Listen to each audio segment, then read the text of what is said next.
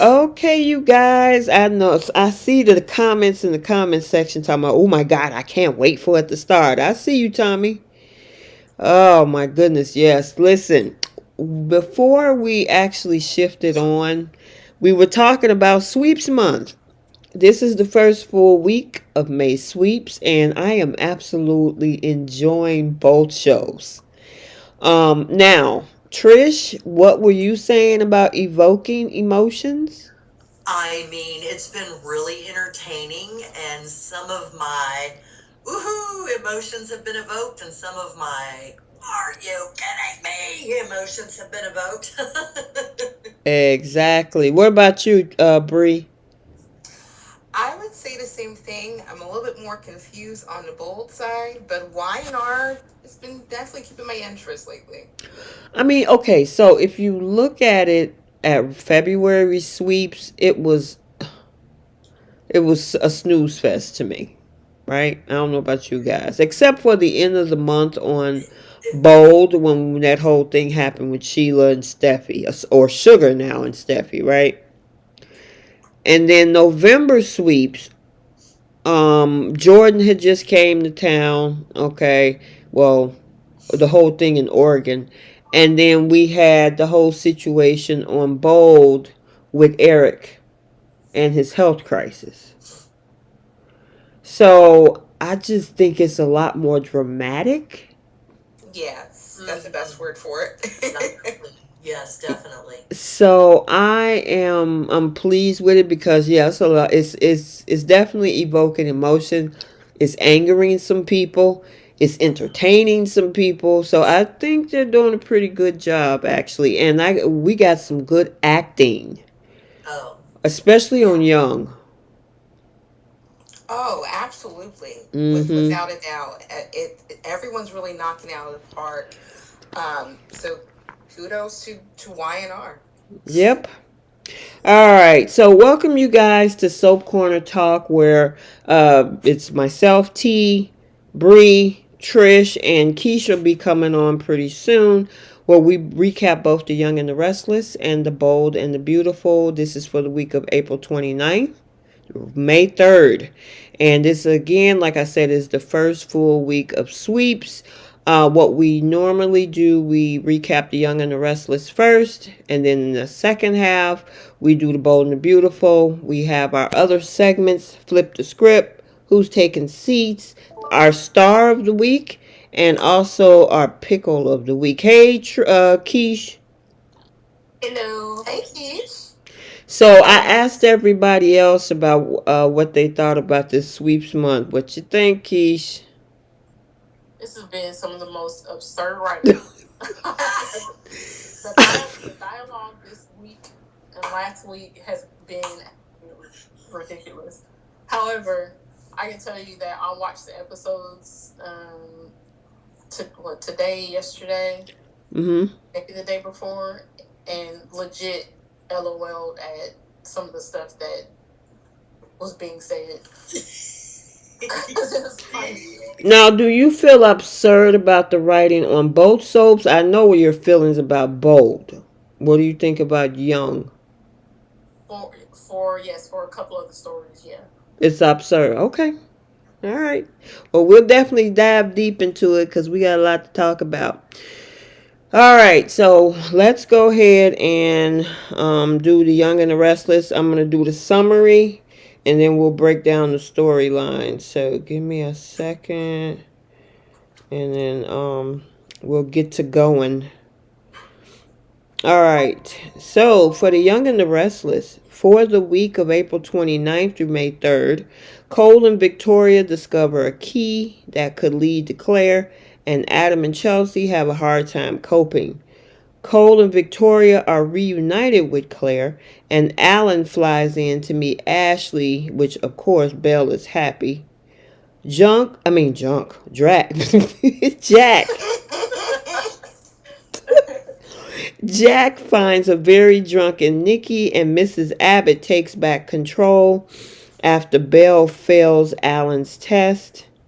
And then we have Jack collapsing after mixing pills and alcohol, taking extreme measures to get Nikki to stop drinking. And then Nikki decides on rehab after Jack's life is saved, causing Victor to issue Jack a warning to stay away. All right, let's go ahead and get the whole situation out the way with Connor. He was the little bit early in the week. Um, what did you think about the whole situation? It seemed like Connor is doing a little bit better with this treatment. It's going to be fine to me. I can't say that.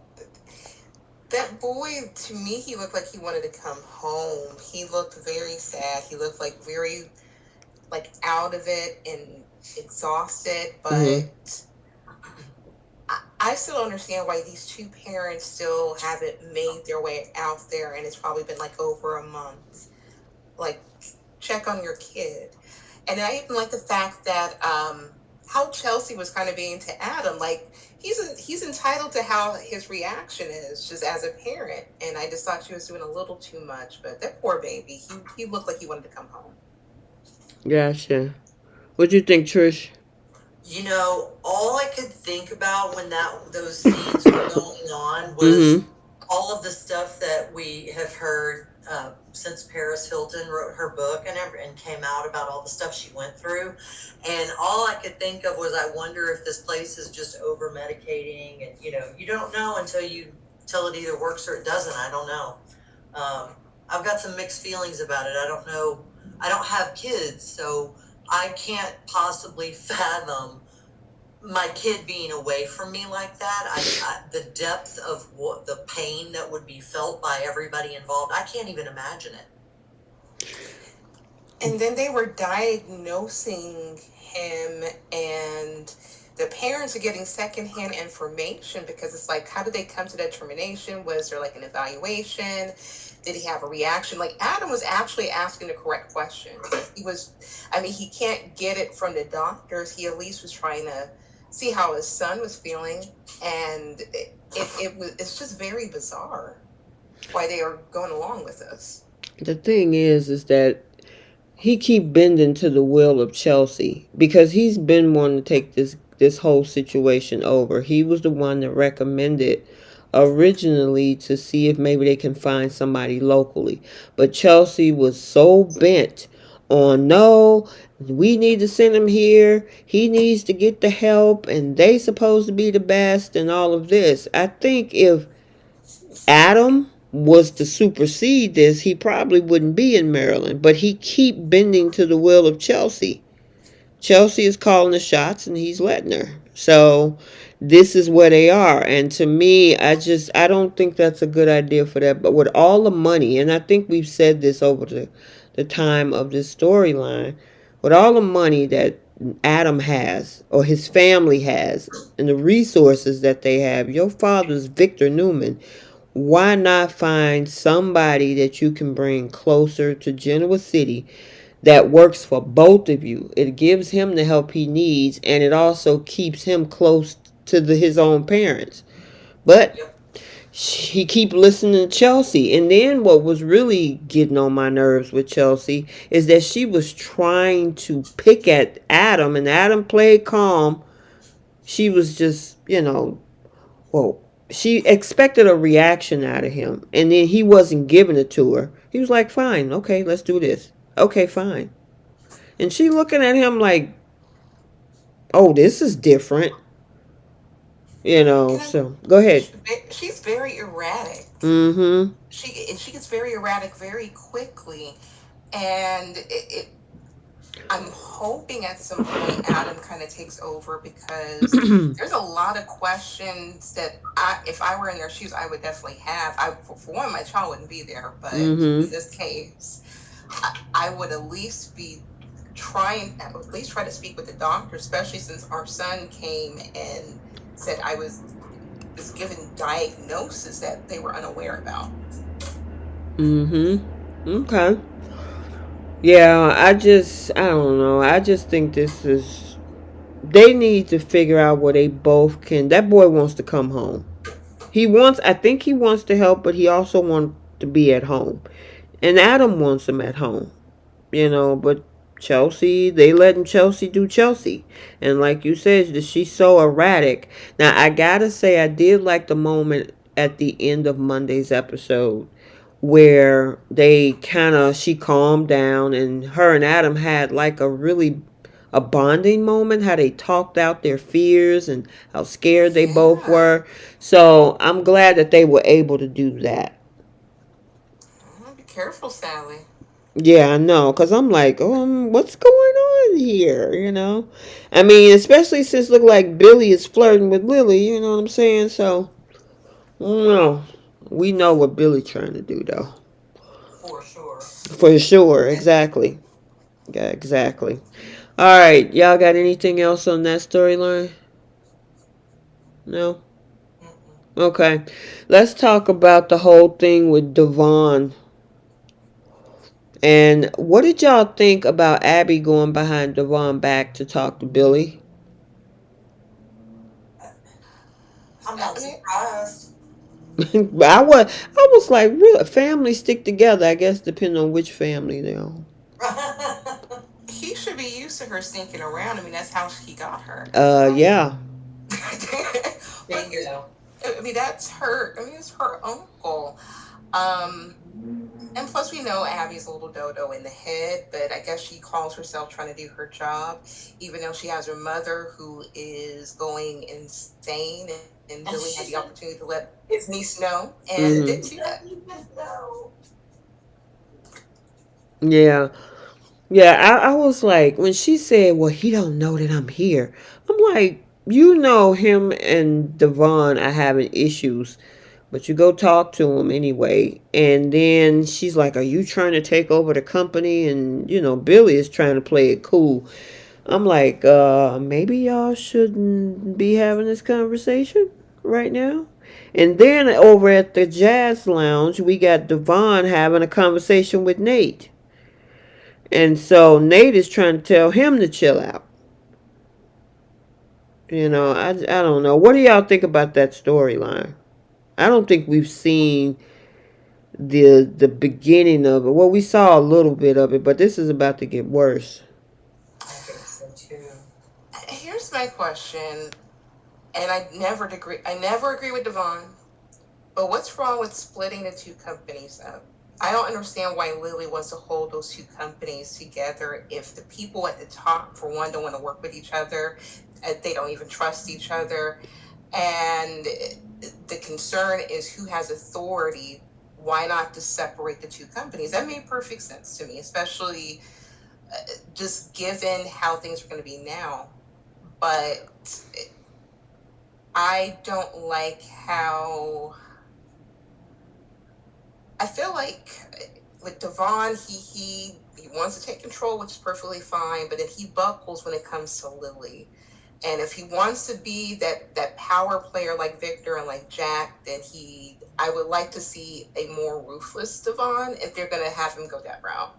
Gotcha. Now, Trish, let me ask you. If they was to go back and split that company in half, not only will it be expensive, but wouldn't it weaken them somehow to I the mean, honestly, I don't know that it would really weaken them. It would just look foolish to the community because you work so hard to put this all together. And, Lily even seems to continue to reiterate that, this was my whole thing, getting this together. Well, that's great that it was your thing and you're getting it together. But if it isn't working and everyone's unhappy and miserable, maybe you need to rethink your position. I wouldn't want to work in an environment like that. It'd be like you said, see, very expensive, very expensive. Mm-hmm. What you got, Keish? Um, I, I I agree with Devon in wanting to split up the company. Mhm. I mean, it's clear that they don't get along, Mm-hmm. and it's frustrating that Lily doesn't seem to be more annoyed with Billy at the thought of him trying to oust her brother from the company that he built. And if she knows that that's a threat, then I would think that she would want to help protect her brother's company and just say, okay, we just need to we gotta go our separate ways. So, Keish, let me ask you this. Just like she's trying to hold on to that game, to kind of, I guess, stick it to Daniel, is this her way of trying to stick it to Devon for keeping the secret? No, because she's always been for the companies being merged. Mm So I don't think it has anything to do with that. I think she wants to hold on to it because this was her idea and she wants it to work.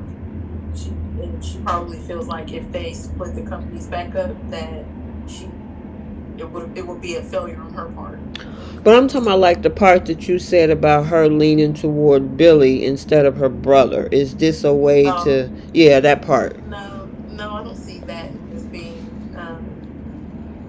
a result of that either. I just think she's Okay. being angry about the whole situation, Got you.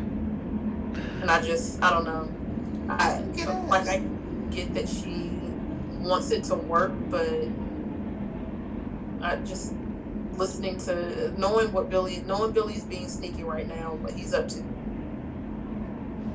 I feel like she needs to do a better job at protecting her brother because I don't see how splitting them up would weaken either company because they were both doing fine separately.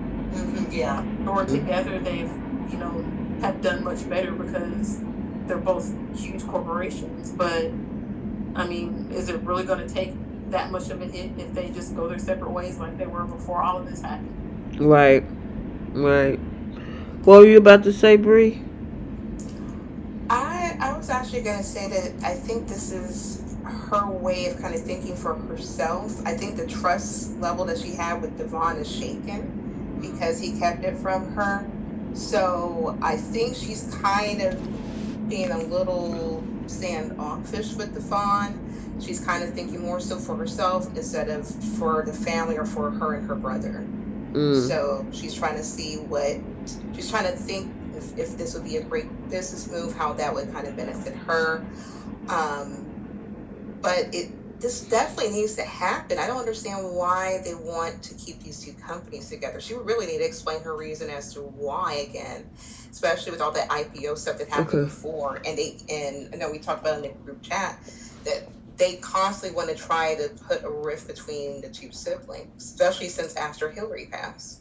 Right. Let And me then, go ahead. I'm sorry, sorry. No, I was then going to answer a quick question. Somebody was saying about the sound in the background, like somebody might be driving.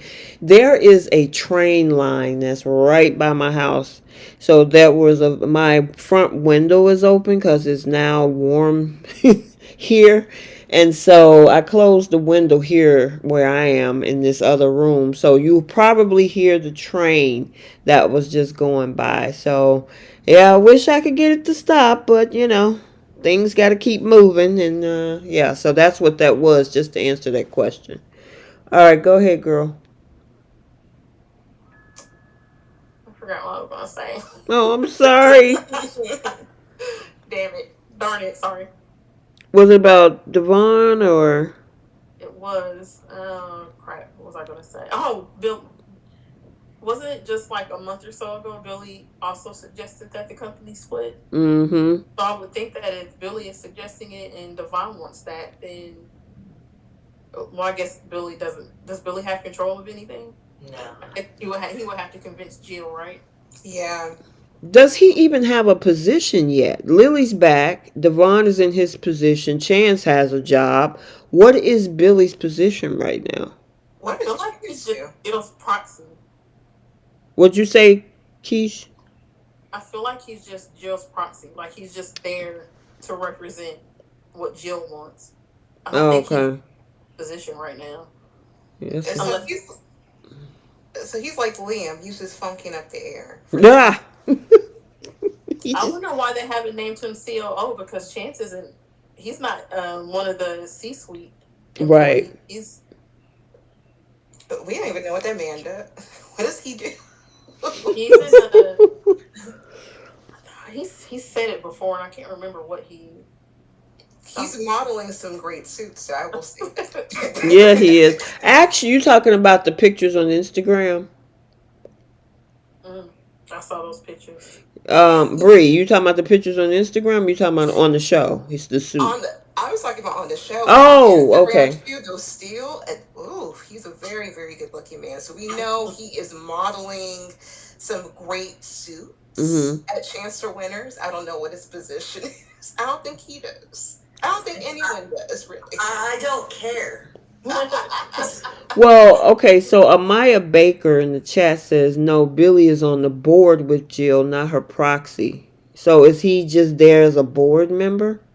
Why is he functioning as if he's making like individual business decisions and listening to do board members normally do that? What? So what was the last? Okay, so he made a decision recently. He Oh, remember when he was pissed that Devon and Nate had made the decision to move forward with Chance's idea or something like that. And remember he was like, well, how come nobody told me about this? was Lily back then? I don't remember. Because I thought that happened when Lily was out. Oh, okay. I think so. I think that's what happened. But are board members around on a daily basis? No. No. He walks around there on a daily basis asking questions and all that kind of crap like he's like a normal employee or an executive. He's no different from Abby at this point. Abby, we know Abby's going to wear a very cute pink suit, and she's just going to be there, be there for a vote. Like I knew they were going to use her for that, but yeah, I don't understand why they just split them up. That way they can give Billy a position as CEO or whatever over at Chancellor. And Lily can just run the winter side and just go from there. They have the money. I'm curious to see what this, and I know y'all saw the Friday preview. I'm curious to see what this meeting is that Mamie called. Right? That they don't know about because Lily don't know what the meeting is about. So that's going to be interesting. I'm looking forward to that. You think that she's going to try to make sure that Nate gets his seat? It's possible. If she gives up her shares for Nate to have a seat on the board or something. But she doesn't even have a seat on the board. So how is she even calling a meeting? She's just a minority shareholder. I don't understand where they're coming up with the storyline because whoever's given them the intel on how this works is not right. Wow, yeah. That's some Trish years. Yep, hey, Trish Hughes always put down the rules. Only a couple. I can break them too. You shut up. Girl, you crazy. Remember, I'm the one that got kicked off of Twitter. Wow. What did you say? I can't say what I said or I'll get kicked off of here. Trish is a mess. All right. Yeah, like I said, I'm curious to find out what Mamie got up her sleeve. So, and it didn't. I saw Monday's episode, so it didn't happen on Monday's episode. So I'm assuming we gotta wait until I have to see the spoilers to see what that might be about. All right. I guess we need to move further into the week, which leads us to this whole thing with Dr. Laurent, Belle, and Mrs. Abbott. He's a handsome man. I just wish they trim his hair a little bit more. But he'd be a good fit for her. Yeah, she wanted a piece of that man. Well, Belle did. Man alive. That was That's a lot of thirstiness across both soaps. Hungry eyes. I mean, she was flirting heavily, and I mean, you could tell he looking at her like, this ain't Ashley. This ain't Ashley. But I got again Eileen Davidson with her acting. She, honestly, I would love to even see Eileen Davidson in some kind of a comedy movie. I think she would be so funny. I know, right? Like she would be hilarious.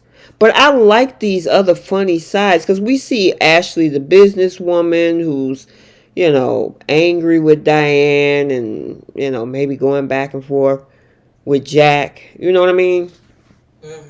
But to see her doing these other characters or showing different other personalities, it's like, wow. Could you imagine if Ashley was that flirtatious girl or the one that sit at home and watch sitcoms and cool out?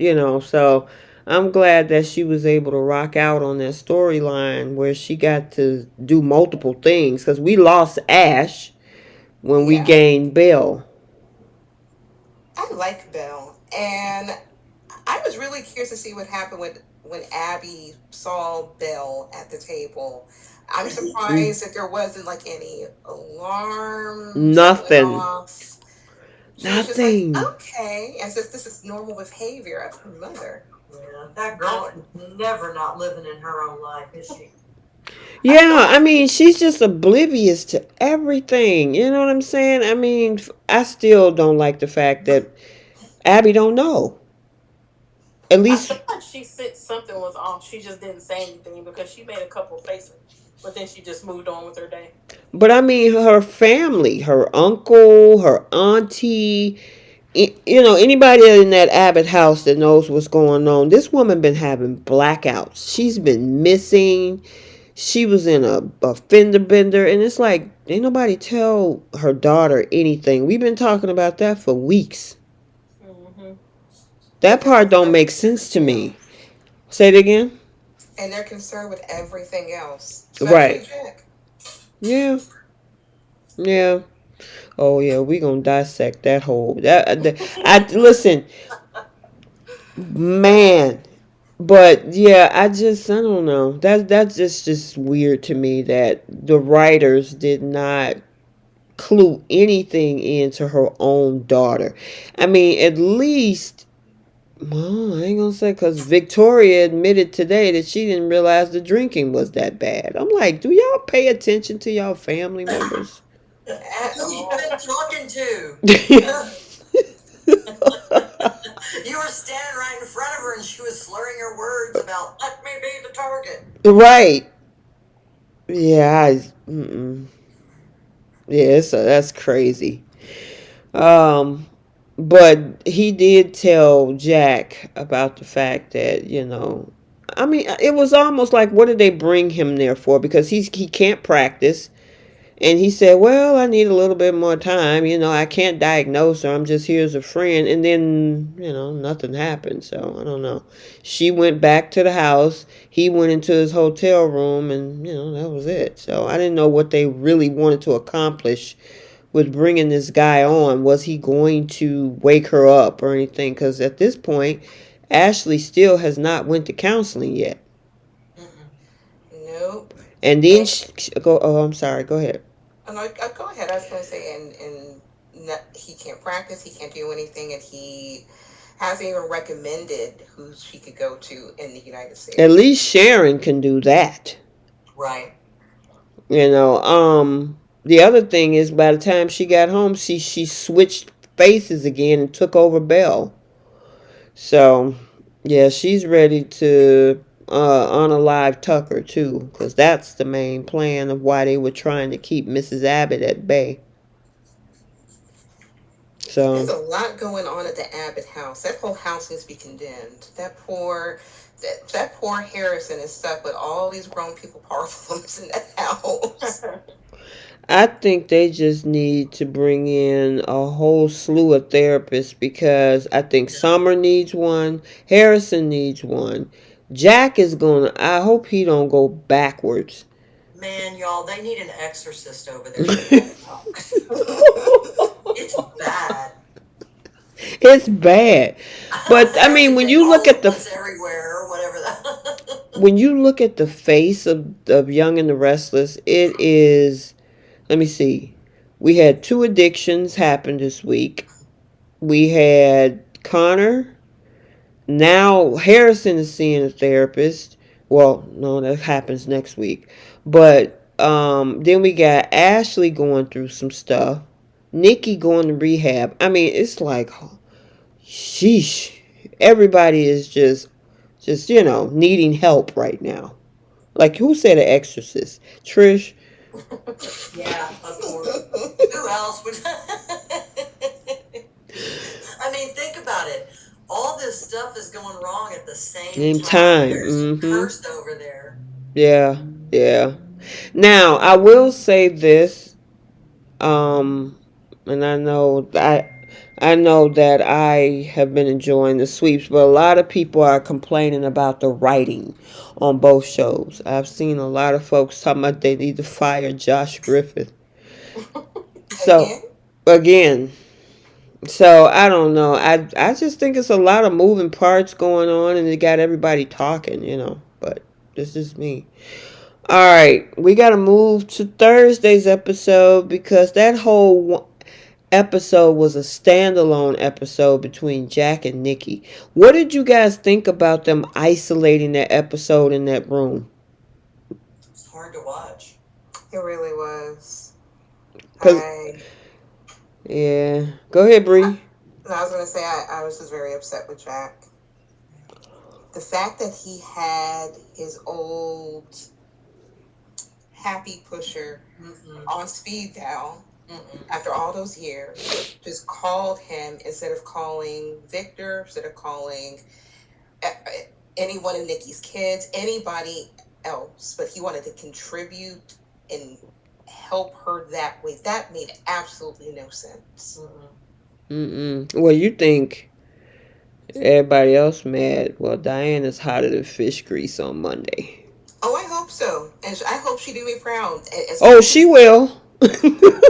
She because will. if we have to defend Diane, then she better do me proud and get her husband together.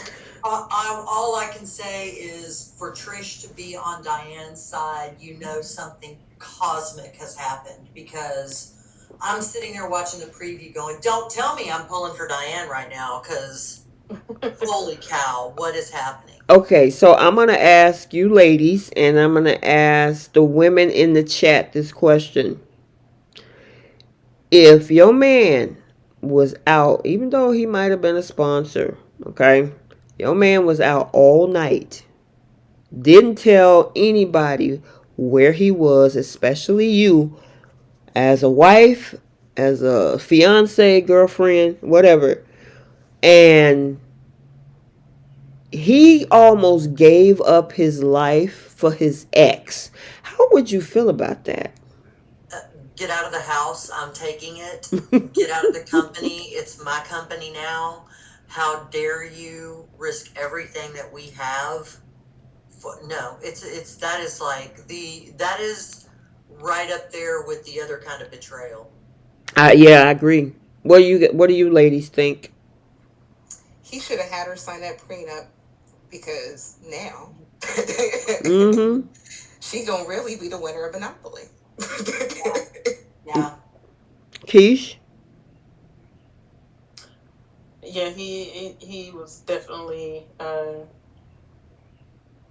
he's an idiot. The whole situation, that whole thing was just stupid. With the way that he tried to, I guess, throw himself on the knife to get Nikki to realize what she was doing, that she needed help. And at first I thought he was going to fake it, I did too. and then he didn't. He actually took the drugs. And I'm like, what is happening? Yep. What am I watching right now? Honestly, I agree with you. I thought it was going to be like Tic Tacs or something, and Yeah. it was going to be see how now you know how we feel, and I'm fine. And no, Well, the other thing, They go. really broke him to take drugs to try to prove a point to Nikki. Like my mind was blown. Yeah. Yeah, I'm looking at the comments. Jasmine said that she would be hotter than fish grease. Myra said he would have been deserving of a slap across the face like Steffi did Liam. Wait a minute. Cheryl said I would scream bloody murder. Diane should have put her foot down from the beginning. Gail also said hotter than hell as far as Jack and Diane's marriage is concerned. Yeah, and see, okay, so before he did that, remember I told you guys, probably about a month ago about how manipulative she was and was calling the shots with this whole thing, which is why she chose Jack in the first place, because Yeah. she knew that she could do whatever she want to and Jack would let her do it. Same thing with Victor, because the moment she says, but my sobriety and it's helping me to stop drinking, Victor back off too. Yep.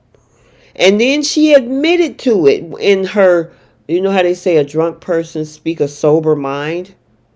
Yep. She admitted it to it in this rant yesterday that she wasn't serious. You a terrible sponsor. All I had to do was do what I want to do. Yeah, she bloviated herself right out of a good thing. Yep. That picture in the center is just so pitiful. Isn't it? That's why it's in the center. I mean, he knew better. He knew he could not be her sponsor. He should have never said no. Actually, Diane should have put her foot down and said, you should never have got involved with her to begin with. This is absolutely insane. And look at how Nikki is just on top of this man. I sent you guys a screenshot earlier. Right. Her hand around his thigh, like just extra comfortable. I do not like that. This is so inappropriate for these two. It sure is. I just, to me, you didn't even think about your wife, your grandson you just got back, your son, the company. You just, Right. it was all about saving Nikki at any. He said, if you're gonna go down in the trench, what did he say? At rock bottom. If you're gonna go down to rock bottom, I'm going to rock bottom with you. And it's like, really? Actually, before that, he said that he had nothing else important going on. Right. And that he can dedicate all of his time to her. The nerve. Mm-mm. I wanted to throw something at the TV, but then I would have just had to buy another one, so I didn't. I throw pillows. I tell you what, man, just like grabbing a pillow and just putting it over your mouth and going, inside the pillow. Sometimes that makes you feel better when you're really frustrated. So Melissa Spencer says this, and I'm going to frame it in a question. Do you think Jack still in love with Nikki? No. I No. just think he's an idiot. Keish said, I just think he's an idiot. I honestly don't know, because he kept dropping the love things, and like someone that he loves is hurting, and someone that he absolutely loves is going through this, and he can't help them. And I'm like, I can see if he were saying it about Diane. He hasn't been involved with Nikki in years. Mm-hmm. I think it's, what did he say, 12 years, right? But they're still good friends, and I took that as because he loves her as a friend. He's good friends with a lot of people in Genoa City. But He's him and doing a Nikki whole lot for her. Him and Nikki have always been friends. Like I don't know. I didn't view that as a romantic type of love. I viewed it as she's one of his good friends, and that was why he was, I don't know, saying that. I didn't even take into consideration the friend or the former spouse or whatever. I just took into consideration the fact that everything that his family is going through, he should have made a phone call to Victor. I mean, there really was only one right thing to do, and he did all the wrong. Yeah. He called his happy pusher. He had him on speed dial still. Yep. What's his name? Kieran. Same stuff. Yeah, he called, what's his name? Kieran? He called Kieran and said, yeah, it's been a while. Yeah, the same stuff. I'm in room 485. I'm like, good grief. And he didn't just take one. He was popping them like Tic Tacs. In a whole bag. A whole bag. Exactly. And then taking not with water, he took them with alcohol. Are you trying to put yourself in the grave? Right. I'm not gonna lie, guys. I thought they were going to sleep. I thought it was fake. I'm like, he gotta be messing with this girl. Now, here's the switch though that I like in the acting. So he switched on her because she was trying to make it all about her. He was like, this ain't about you now.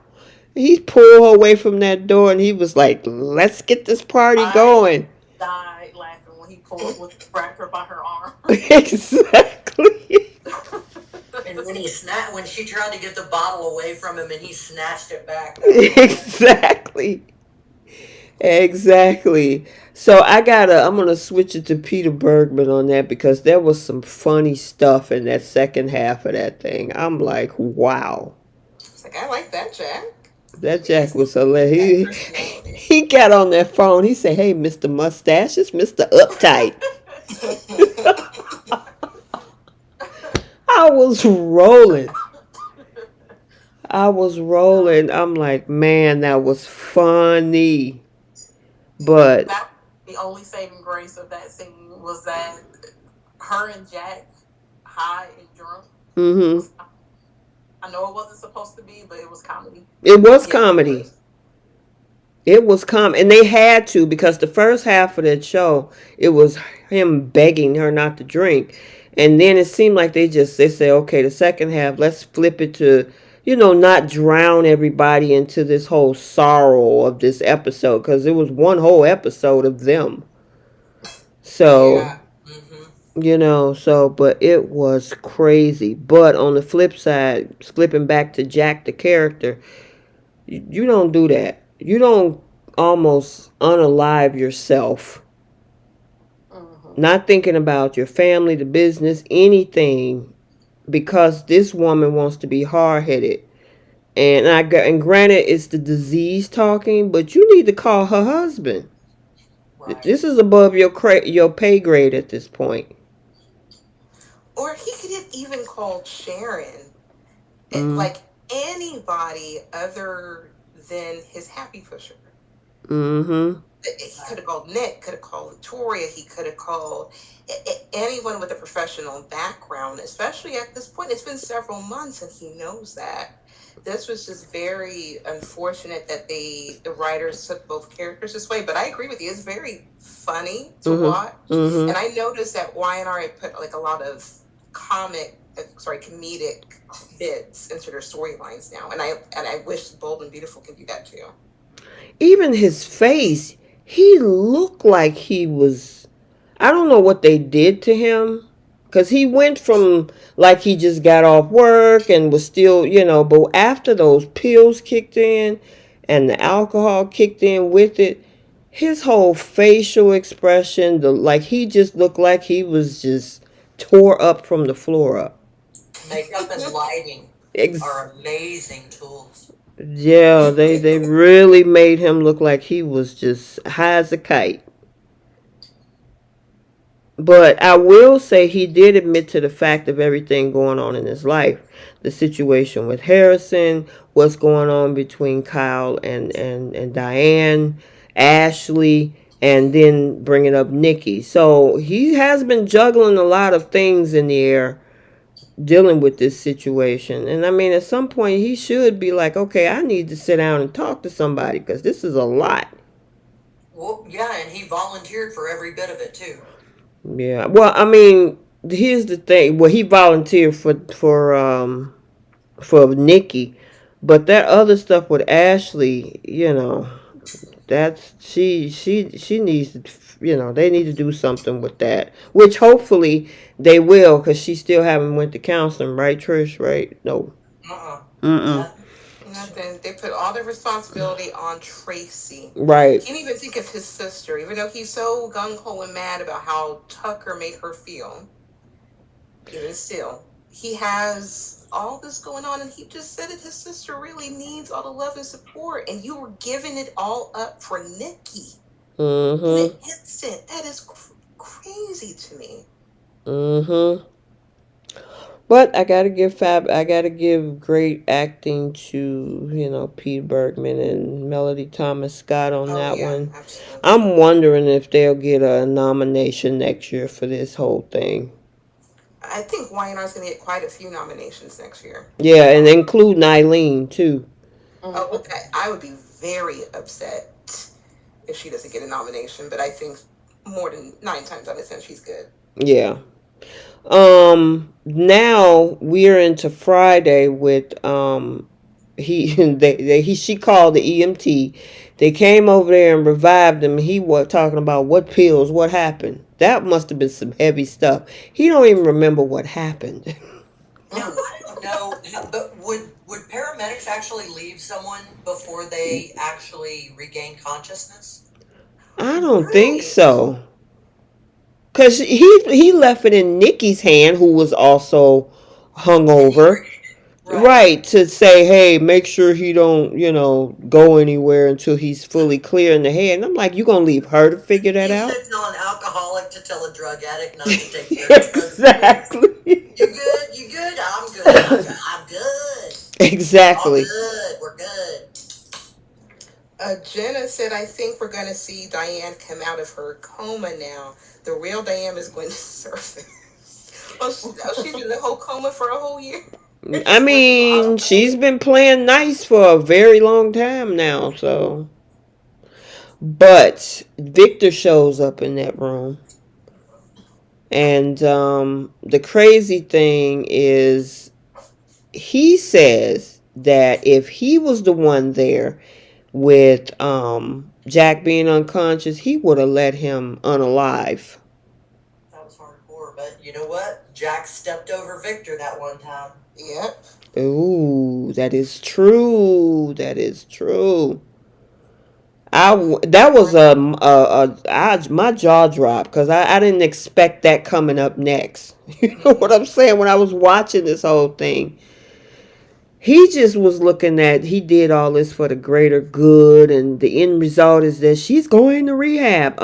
She should have went to rehab right after the vein injection of, the alcohol. Mm-hmm.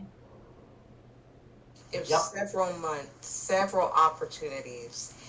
And I understand Victor is mad, but but this is also his fault too. He Mm-hmm. felt in an Mm-hmm. impossible situation as well.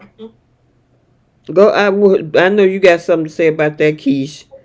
No, Mm-hmm. I'm agreeing with Bree. This is also his fault because he just kept looking past the issue. He thought he could control things by keeping her locked up in the house. And instead of just admitting that she needed to be in rehab, he thought that he was just going to do what he wanted to do to make her feel better or to get better, and it didn't work. Mm-hmm. Put them on rehab and stop ignoring the problem. Exactly. And they both Jack and Victor, let Nikki manipulate them, saying, I want to do it this way. He's my sponsor. And then on the flip side, I want to do it this way. I'm taking small sips of alcohol to keep me from take bigger sips of alcohol. And it's like, and they just let her do it. Yeah, she really justified herself into that one. Yes, she did. Yes, she did. Now, because he almost took himself out, now she wants to go to rehab. And he think he did the job. It's like y'all both need to talk to some. Well, we know Nikki headed to rehab, but now Jack need to talk to somebody.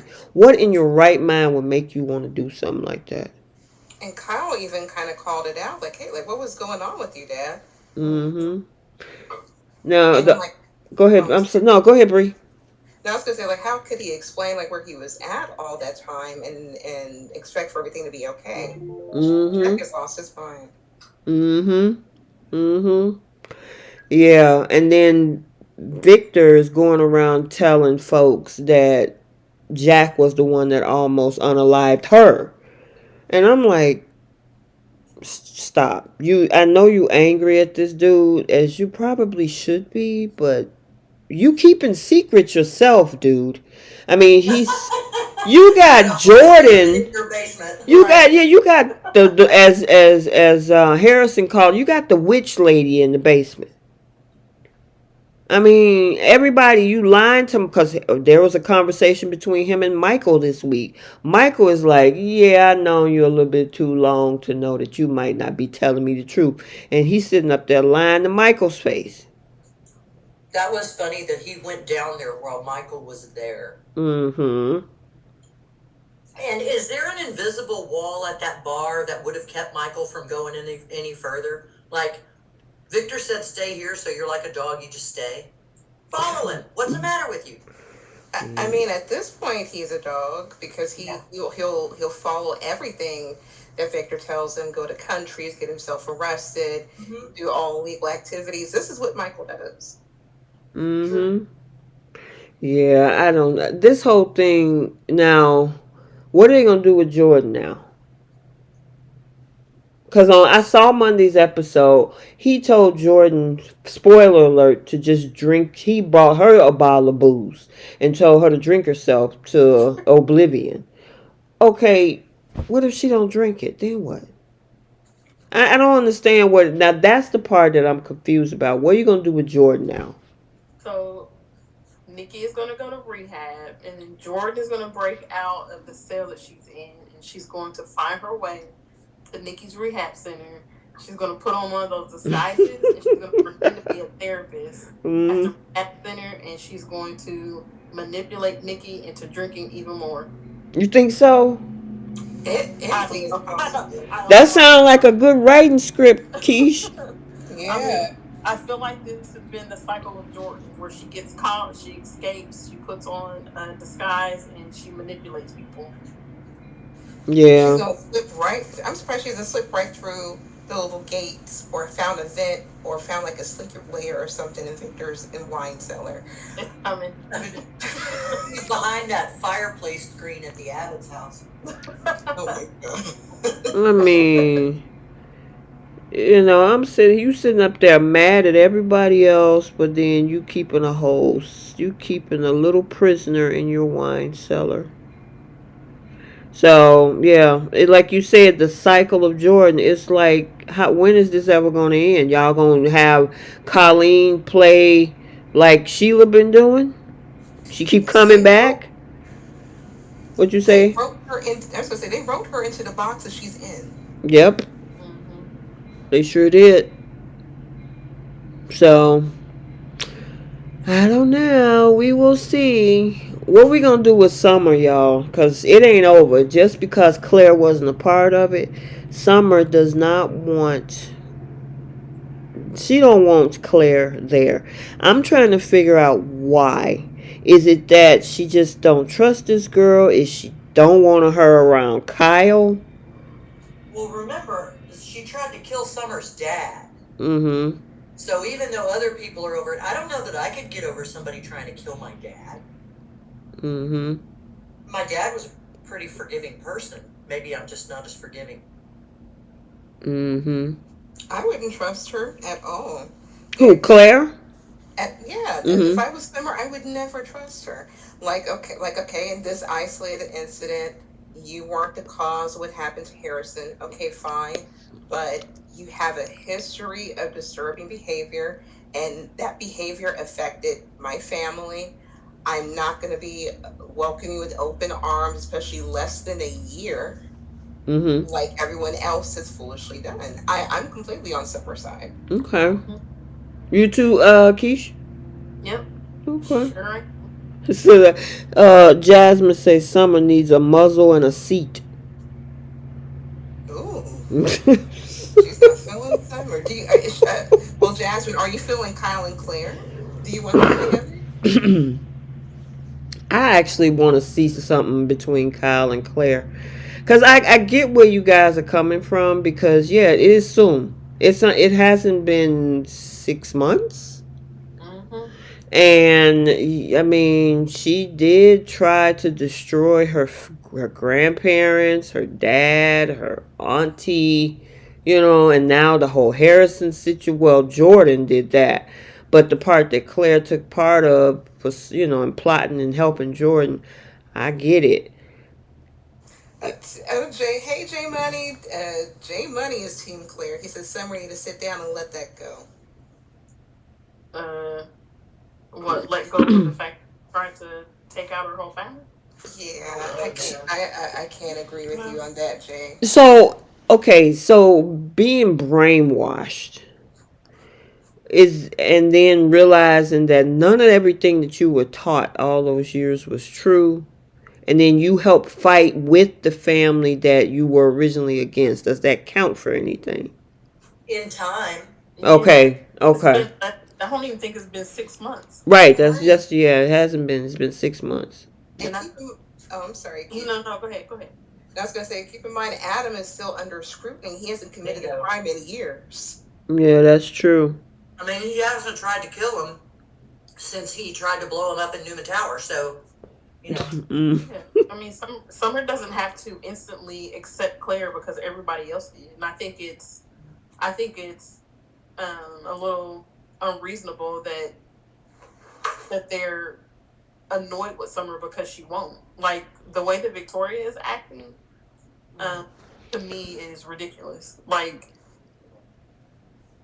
again, she tried to take out her family, so you like her having an attitude every time Summer doesn't basically kiss Claire's butt is ridiculous. Like she doesn't have to accept Claire. Victoria wants everyone in her family to fall in line. That's why Nick usually falls in line with his sisters. He was expecting Summer to do the same. And it's ridiculous that Victoria's expecting the full red carpet for Claire, but won't give her own brother the benefit of the doubt, and that needs change. Yeah. And So look how long it took her to even accept Abby. She wasn't thrilled when she found out about Abby all those years ago. It took her a long time. Yep.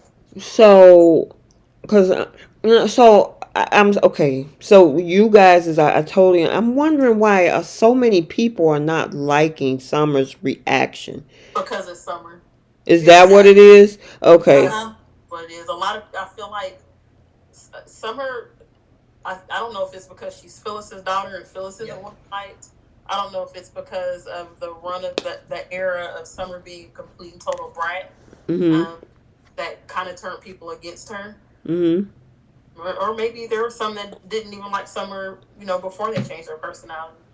But I feel like Summer can't breathe without somebody saying that they can't stand Summer. Summer needs to sit down and shut up. Like, Summer has done nothing wrong in this situation. She has been cautious, and she had a reason to be cautious when it came to Claire. She had a reason to believe her thought that Claire had something to do with Harrison um, being kidnapped was valid.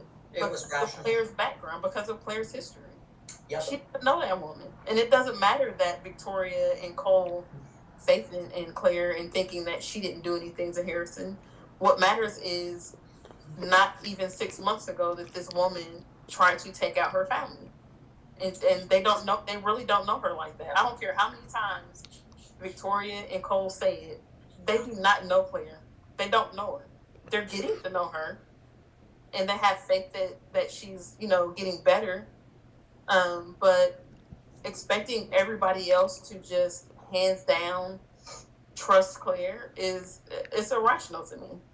I couldn't do it. If I was Summer, I would be like, look, this woman hasn't even paid for her crimes. She basically got out scot free. She went to a mental facility for 2 months and then got out, and now there's an expectation of me to just up and forgive her. I would be upset. Like, no, Yeah. I'm entitled to how I feel. So I'm wondering if it's more of how she just seemed okay, because it's one thing to say, you know what, I'm not going to get completely bent out of shape every time I'm around this person.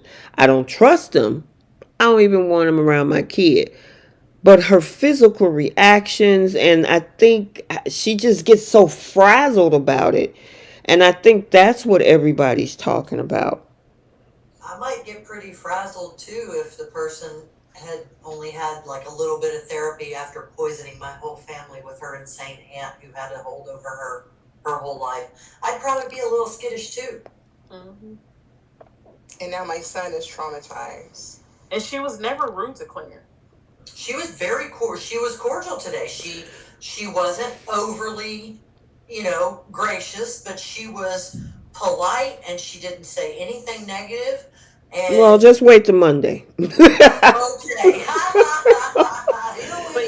But even before this, even before the kidnapping, people were on Summer's back about how basically how she was treating Claire, or how she didn't trust Claire, and she was, wasn't giving Claire a chance. And it's like Mm-hmm. she Even Nick, she has never said a rude word, a mean thing to Claire. Okay. Mm-mm. So let me kind of go through these comments because there it's all in the comment section. So A lot of people. Wow. yeah, you see Almost all the 130. how many 130? Almost 130. Okay, cool. You got well, we already have what Jay said. Let me try to go back. Good grief. Jeez. Okay. Okay. So I'm gonna start out with Jay. Jasmine says Summer needs a muzzle. Um, Gail says Summer is jealous. Um, Let me keep scrolling. Peggy says Summer is jealous. Summer is overreacting. If everybody else can forgive Claire, why do Summer? Her own father was having lunch with Victoria and was happy she found the person that stabbed him, so Summer needs to calm down. I understand the caution, but the outright viciousness which was there What beef. was? I'm reading the comment. What? Oh, Yeah. Um. Let's see. The girl was manipulated since birth. She had no idea she was being lied to about every aspect of her life. Let me see. Nick, well, I'm saying I love. It's okay. Claire has been doing really good for herself. No, I love Summer, but I don't like her reaction. So I don't know. Oh, it's not the caution; it's the viciousness. When was she vicious to I Claire? don't. I no. I'd love to see the scene where she was vicious to her because I didn't see any viciousness. Unless they're like referring to where like Claire is trying to make the effort and Summer is like blatantly trying to ignore her and being standoffish to her. If they're meaning like vicious like that, I felt like that's more petty. Yeah. Unless there's Yeah. like a different, I unless feel there's like like an episode where she was vicious. There's she doesn't have to like or accept Claire, but there's no need for the viciousness. She cannot trust Claire. She cannot trust Claire, but she can be rational. She lacks empathy. And then of course there's a couple of people like Nana who's agrees with what you guys are saying. So I don't know if it's just with Allison's because I know she's nominated for last year. I don't know if because of her, I guess she cannot trust somebody, but not get, I guess, all bent out of shape and frazzled about it. That's what I'm picking up from what these people are saying. And on the flip side, you guys, I understand as well, is like, look, it hasn't been enough time yet. I mean, this is just too soon, too fresh for us to just say, hey, come on in to the barbecue. And I mean, I'm all for women being friends and having women cousins being friends and having close relationships. I mean, I love seeing the girlfriend relationships where they're not having all the women just simply fighting over the guy. That's so old. Let's have some real women supporting women. I hope these two cousins can come together. Mm-hmm. But I didn't see any kind of viciousness or cruelty by Summer on any way, shape, or form. I saw defensiveness and being extremely cautious for Mm-hmm. good reason. But that's just me. And for me, like I feel like Claire has this expectation, just like her mother has this expectation that everybody was just gonna open the doors to her, and it doesn't seem like Claire wants to make the effort to work at least building a relationship. It seems like she'll make a few comments here and there in hopes that it gets her attention, but she also kind of has to read the room and know that she's not going to get Yes. all the family members on her side either. And also, I want to say this regarding Summer. Summer is even skeptical of her own mother and her Right. actions, Right. and it's still to this day. So she's not just trying to do that to pick at Claire. At least for me, I don't see her like picking at Claire. She's really just trying to kind of be like the blind spot for her family.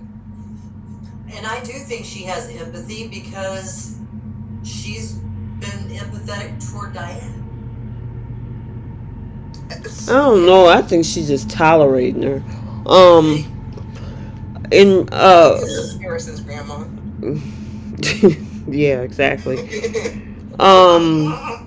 Thinking about that with Harrison. Harrison wants Claire around. He loves him some Claire. Yeah. If Summer says, "I don't want Claire near him ever again," what do you think about that? I hope they don't have a paternity, not a paternity, like a custody issue. Like that kid doesn't need to go through anything else. I'm hoping that Kyle will just be cautious, but I think he even said that he was looking for a new nanny, so maybe he knows that Claire is not an option.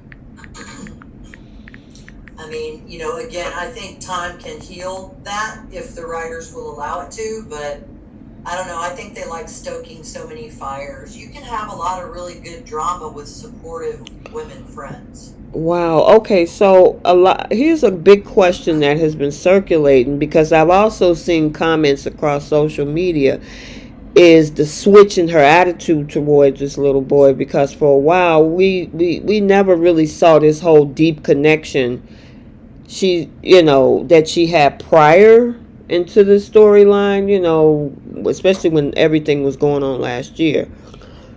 Did you guys know that Summer don't have legal rights to him right now? I assumed because it would have required Tara to give up her. Correct.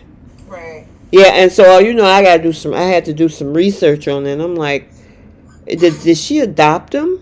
Because she's also trying to dictate to Kyle what to do, what to think, what not to do. You better do what I say.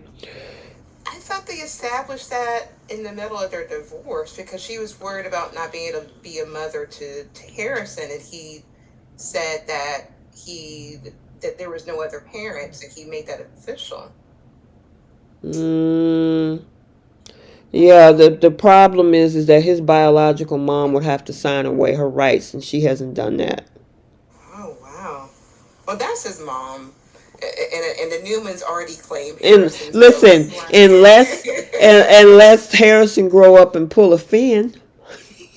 Oh, God, don't even get me started yet. Oh, no. I cannot wait to get to those because there's so many people on that seat list.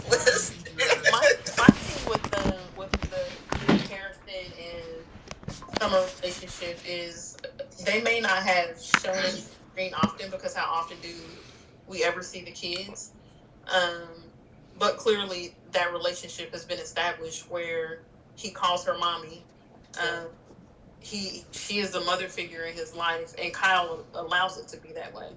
So if it goes to a situation where he doesn't agree with Summer and he tries to pull the, well, you don't have any legal rights over him, that would be very crappy because don't have me be his mom for your convenience, and then once you disagree with me, now you want to snatch that away from me because you know that I don't have any legal rights over him. If that's if that's how he's going to treat it, then he should never have allowed Summer or Harrison to call her mother. Well, yeah, and imagine how Harrison would feel. It's like, where's mom? Where's mommy? Where's mommy? Where's mommy? Yeah, so it's either you allow her to be a mom, and you do things the way you would do them if Summer really did have like legal custody of him, or you cut it off and tell Summer, I don't want to have to compromise with you over my son because he's not your biological kid. You know what I mean? I hope he doesn't pull the, well, he's not really your son card on her. She's been that figure for her for Harrison for the past however many years, and they continue to be that way after. Gotcha. So what's interesting, that you say that because of the fact that I don't know, that could end up being part of May sweeps. Who knows? Because somewhere along the line, if he does pull that card, which actually happens every day, because there are a lot of people that come into relationships with people with kids, and then when that relationship is over, then usually the parent of that kid moves on with their children, and that person is now, you know, whatever relationship they built with their child is no longer there. Um, it could be something that they could cause if they want to kind of shake up sweeps, that they could do that and say, Kyle says, look, this decision is mine, especially if he starts dating Claire. This could get real ugly. Yep. Yeah, I mean, they could definitely make that a storyline. I just don't like the I'm going to use you as his mother until it doesn't suit me anymore. Yep. Yeah, it sucks, but I'm telling you, it's something that happens very often in real life.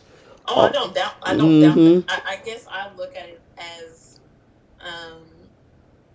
if you know, because I've also seen it the way that it is right now, where the step parent remains in the child's life even after a divorce, because that child has looked at that individual as their parent,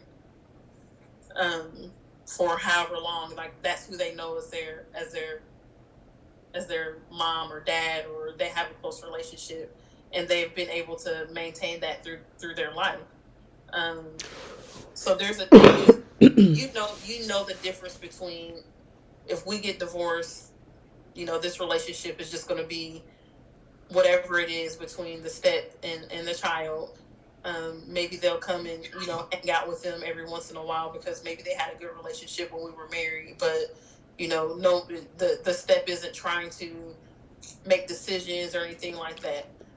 But then there is also the what it is with Summer, where yes, legally you were the step parent, but you were looked at as an actual parent. So it's not just going to be that casual spending time with the kid every once in a while, when you have time, or just like on an occasional basis, because you're not really the parent. You know what I mean? There's a difference. Oh yeah, there is. But knowing how these writers are, and possibly with sweeps months, and I think Maya was saying, what if Kyle married Claire? Then she becomes stepmom too. Yeah, that's true. You know what I'm saying? I would hope that Kyle would have enough sense to have those some type of boundary to where Harrison knows Summer as his mommy. Now here's the other thing, though, you guys, is that Harrison know who his biological mom is. And so who's to say they don't create a storyline where Tara gets out of jail and say, hey, I'm here. Yeah, and that would be another storyline. Yep. That would make more sense than him and Claire getting married, and suddenly Claire takes over all of those roles and duties from Summer. Because even with them being married, Claire would have just as much say-so and right over Harrison as Summer would. It doesn't make her Harrison's legal mother. Who? Who doesn't? If he and Claire got married. Oh, Claire. Okay. Gotcha. So that still shouldn't change that relationship. It's different with Tara because Tara is his bio mom, and he knows Tara. Yeah, see, and that's where all is, because I think, like, in the situation with Hope and Douglas, there's legal paperwork in play. You know what I'm saying? And which is what Summer don't have in this situation. Yeah. It's not her fault.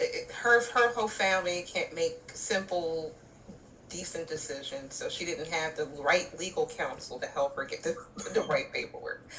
I was very surprised that she wasn't the adoptive parent, or maybe she could work onto that. But on a side note, why is Claire getting set up to have a man, but Lily can't have a man on the show? Preach. True, they're handing her Annie and everything and a new man, but Lily can't get a man to save her life. Yeah, that's very interesting, to say the least. I'm wondering how long Haley is going to stick around. I thought it was going to, because I don't think she lives in Canada or something, don't she? No, she lives like in Ireland. Ireland, yeah. So I guess she gonna be around for a while. I don't know. I honestly thought they wrote that storyline so that she would be away to go spend time with her family, and then like a month or so later, we find Claire. I wasn't expecting to find her this soon. Well, this is interesting. Let's see where this is gonna go because they're gonna go back and forth on some things on Monday, and I don't think the two of them are gonna agree. So we'll see. Will Sweeps take those two? Yeah, J Money. He said Ireland. Yeah, Ireland. Okay. Okay. Oh, she moved back to LA. Oh, okay, that makes sense. Then yeah, she might be around for a while then. So, all right, did we cover everything on Young and the Restless? I mean, we had a few scenes with Claire and Victoria, and then Cole popping in, but I have one question. yeah.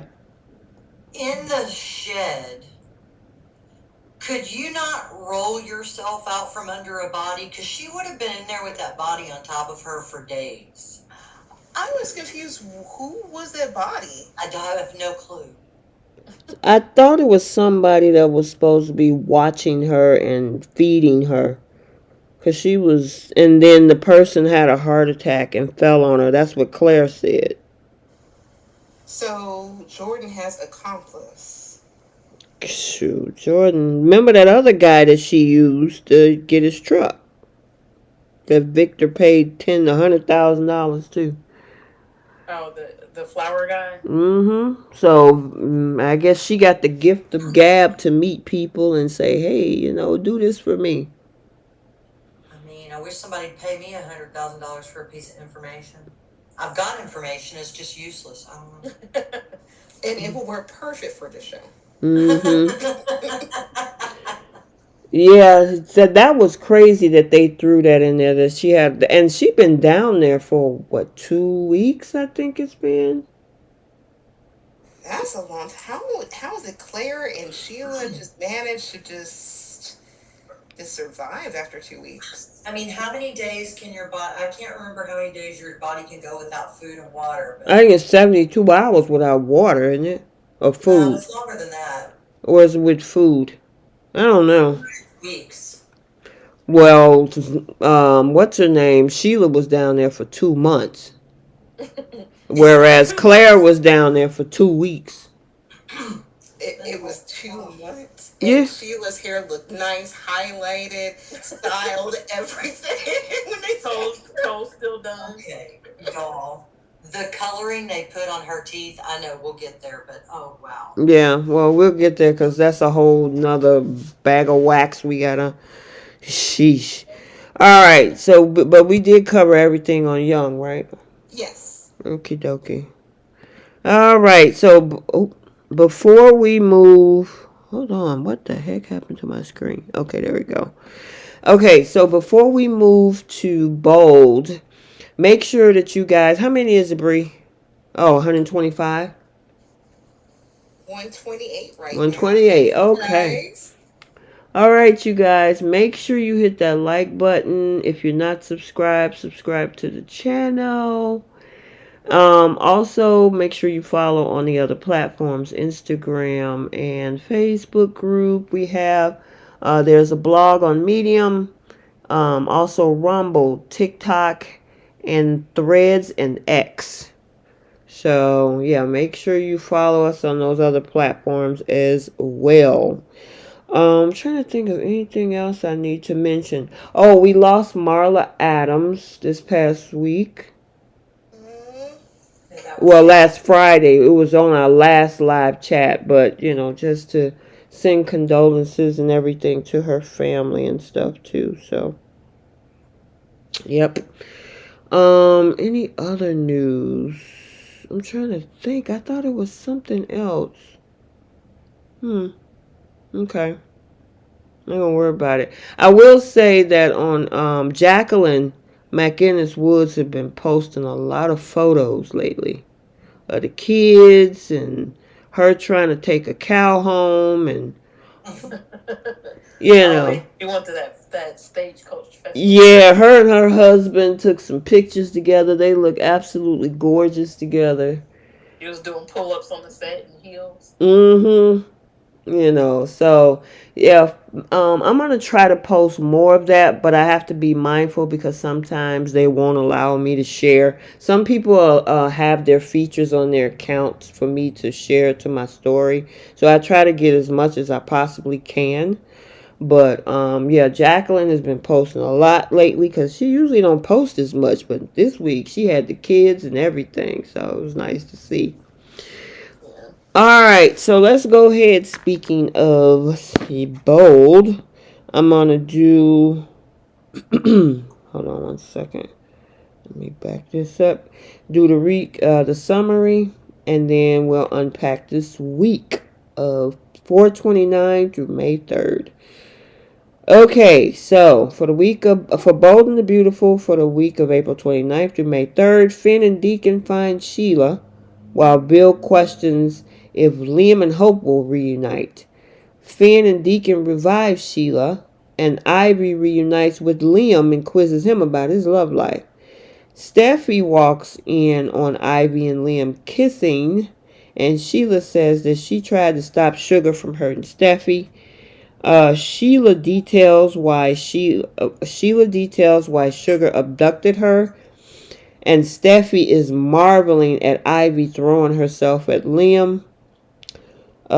Sheila learns about Sugar's demise, and Finn tells his mom that they will never be apart. Ugh.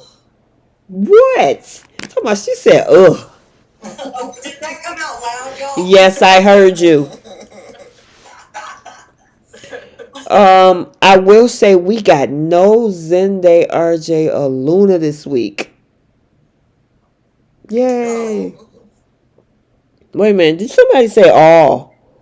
oh, boo. Bree, you so funny. There's like two storylines this week. Say it again.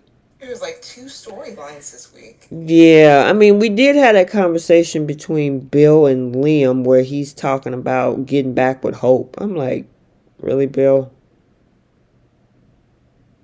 Yeah. That was this week. What'd you say? That one was this week. Yep, Yeah. that was Monday. Yeah, Monday. Oh, okay. Oh, Mm-hmm. that's right, because it was before Ivy Mm-hmm. came to the restaurant. Yep.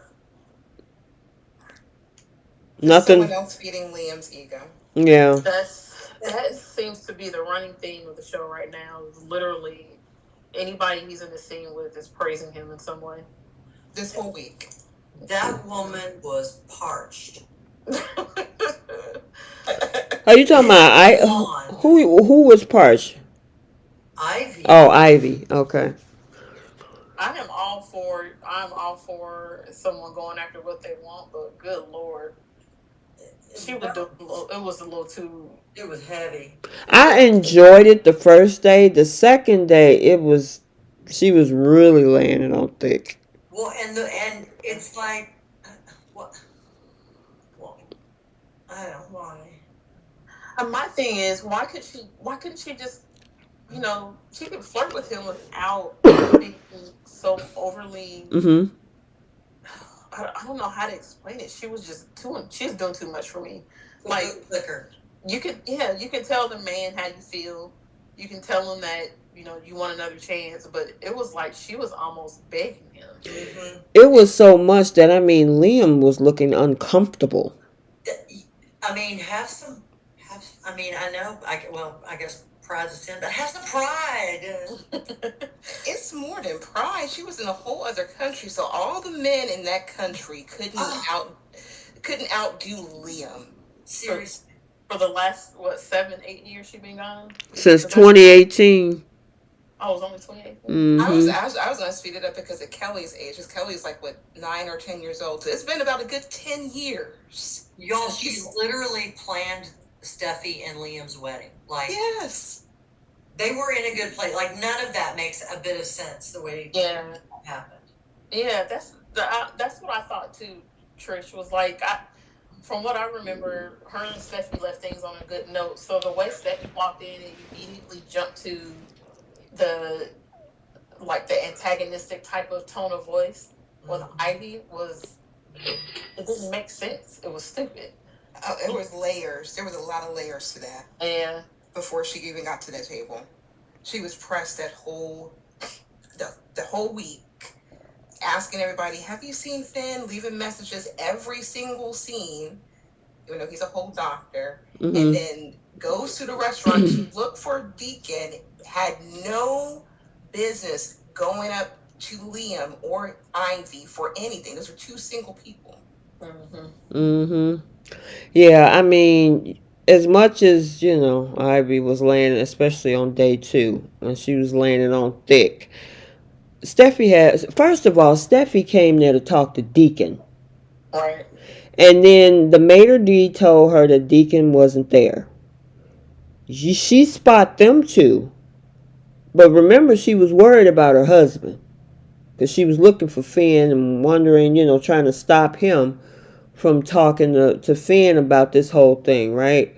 Why didn't you leave and say, or say, hey, how y'all doing, blah, blah, blah, and get the French toast out of there? Steffi forgot all about that and then was, like you saying, acting real antagonistic. She turns and tell Liam cute and then turns around the second day and says, this is the father of my daughter. And, and then told him to come home with her. And Liam's all goofy, but just sitting there looking around. Yeah, like he always does. Just does whatever Hope and Steffi tells him to do. I would have been, as much as he gets on my nerves, I would have been 1000% okay if he would have told Steffi, I'll see Kelly later, or I'll call you when I'm ready to come and pick up Kelly. Let me finish this lunch with Ivy. Right. Instead of just getting up and leaving. Because it wasn't, like you said, she went to that restaurant to look for Deacon, so it wasn't even planned for him to go spend time with Kelly. Exactly. She used that to get him out of there. Yeah, that was. I just didn't understand why both of these ladies were just glorifying and buttering up a dry ass biscuit. For what? Just glorifying Wonder Bread, like, oh my God, he's the sexiest thing in the world. Like, he's a great dad. He's the king of the universe. He's all of these things. He's all of these things. All of a sudden, Steffi, even though he was just sitting at your doorstep, just waiting for you to just hop in his lap, and you just serving yourself over at El Giardino now. And for what? You're a whole married woman. But the fact that they both were just glorifying a dry ass biscuit had no, it made no sense to me. I saw somebody on, I think it was on Facebook, say that they wonder if this was something that Liam said. Well, no, because that wouldn't even make sense. Somebody said they think it was something Liam set up to have Ivy come to town to make Steffi jealous. Yeah, but he wouldn't have known that Steffi was going to come there looking for Deacon. Yeah, that's why I said that didn't make sense, because it wasn't that, they weren't planning to meet there. She just happened to show up. J Money said Ivy was damn near on the table, spread eagle for that man. talk about talk about alley oop. And he did. J Money said Steffi saw Liam and Ivy and said, I got time today. The only thing I enjoyed about that scene was Steffi's demeanor with the pettiness.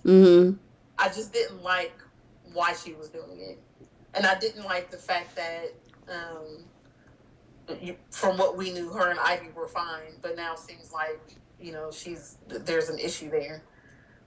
But the general, just her tone, tone of voice, and how she was being basically sarcastic, and that whole little thing, I thought that part of it was funny. So when Ivy was complimenting him, and she was like, what did she say? She was like, oh, okay, calm down, or whatever it was. I thought that was funny. I laughed too. It was funny. The way Ivy was moving, it's like, it's been a while, girl. Like, how long has it been? Has it been since the last time you were in LA? And if it has, there's brown paper packages arriving at homes all over the country. Oh my God.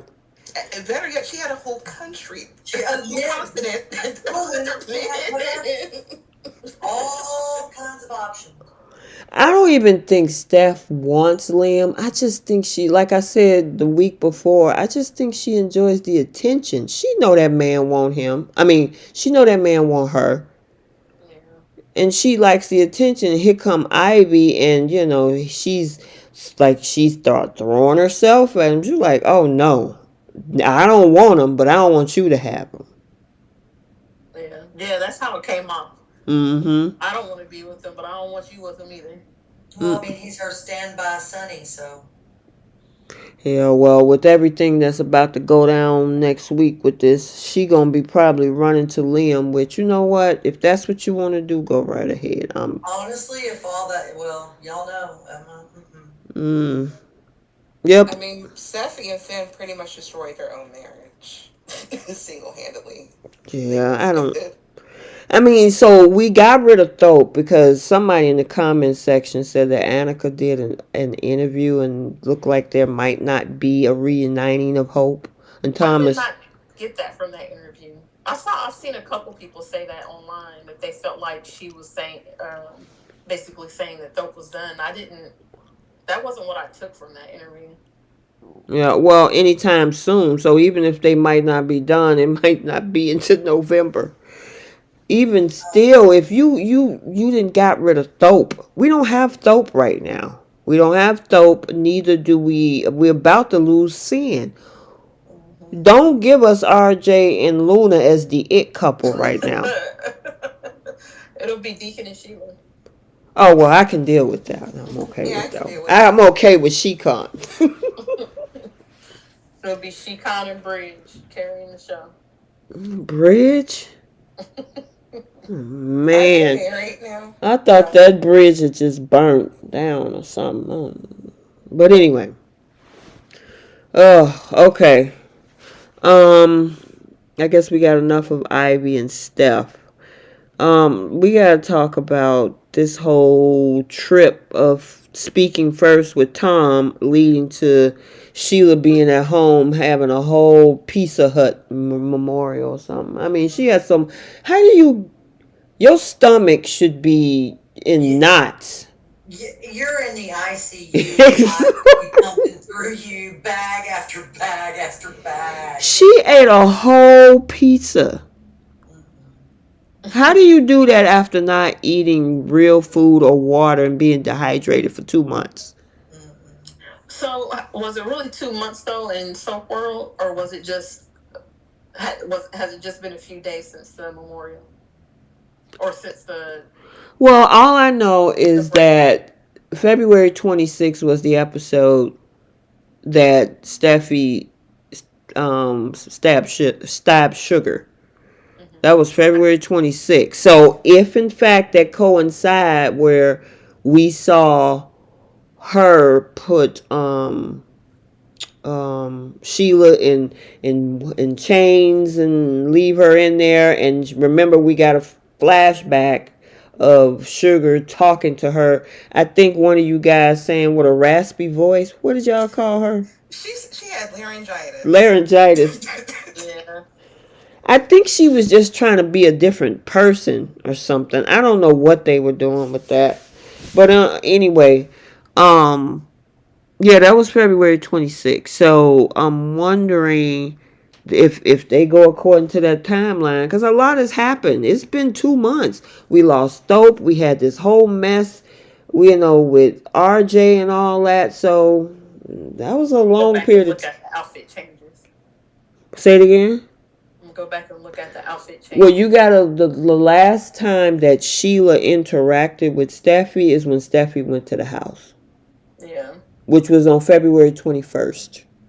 And I feel like there were some weeks in there where they had it was the same day for like an entire week. Maybe even a week and a half, because I remember commenting on one of the outfits going, good Lord, you haven't even taken a shower. Mm-hmm. I will say Sheila and Sugar, they have the same expense account. They go see the same stylist. They both had great highlights, great skin. teeth whitening, everything. Oh man, Sheila should have gotten a discount on her petty. Right? I'm just saying. 10%. Yep. It's fair. It's fair. Jay was like, does this mean it was Sugar that Steffi punched out and not actually Sheila at Deacon's place? It was Sheila at Deacon's place because she was painting 9 toes. Yeah. And then when did she say? How long ago did they say it had been since Sugar got out of jail? Well, that was 2 to 3. Wait a minute. Hold on. They left it vague. I Like don't. he I got gotta out go of back and prison. look at that article that Deacon was reading. That episode was like a week or two ago. I thought he said something like a couple months ago or something like that, or a month ago or something. Yeah, but then that won't coincide with the writing because before the whole thing went down at Steffi's house, um, Sheila had already been telling Deacon that she was sneaking off seeing somebody. Yeah. And that was like in early February, I think it was, or late January. So, all I know is that even if she been down there for 3 weeks, you still need to go get checked out at the hospital. And she talking about, no, I'm fine. What? I would definitely go to the hospital. There could have been rats. There could have been people sneezing all over. I would definitely need to be quarantined. Something. Give me something.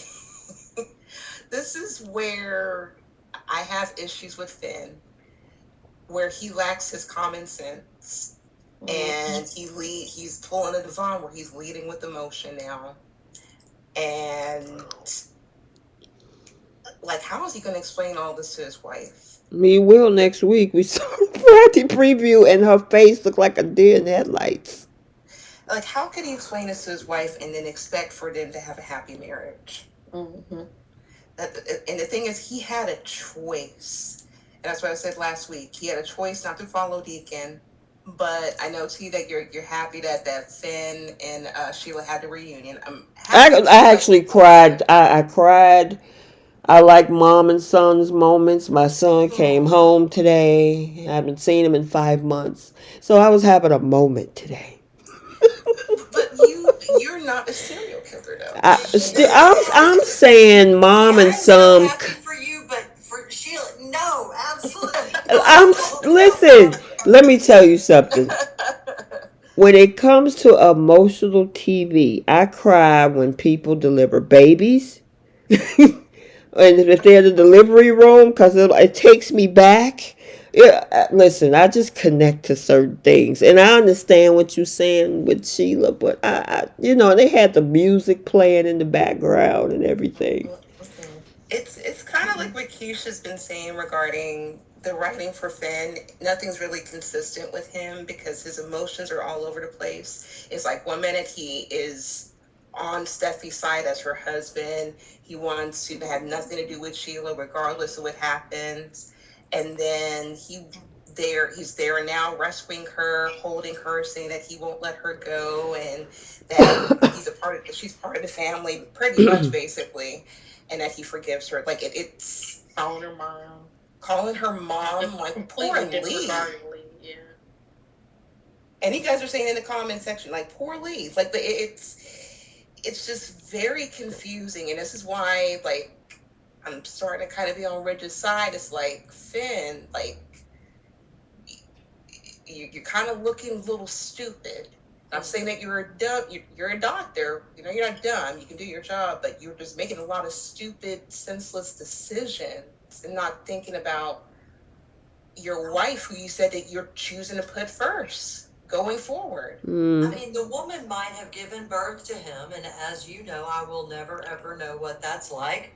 But she also shot him and his wife and left his children almost orphans. Like, I just can't. And knowing too that she red rummed one other person for sure, possibly two. I mean, her own mom, Lauren, all these horrible things. It's just a no for me. Yeah, and I have no then compassion for her. And when you go back and think about the last time we thought, or we knew she wasn't gone, but when she faked her death, Excuse me. after the shooting, he didn't have he had no reaction to it. It was just kind of like, she did what she did. I never it's never, a happy moment when somebody dies, but he didn't feel anything about it. And then fast forward to this incident, and suddenly he's got he's got mixed feelings, and there's this pull and this connection towards she, and that's what I'm talking about when it comes to the writing.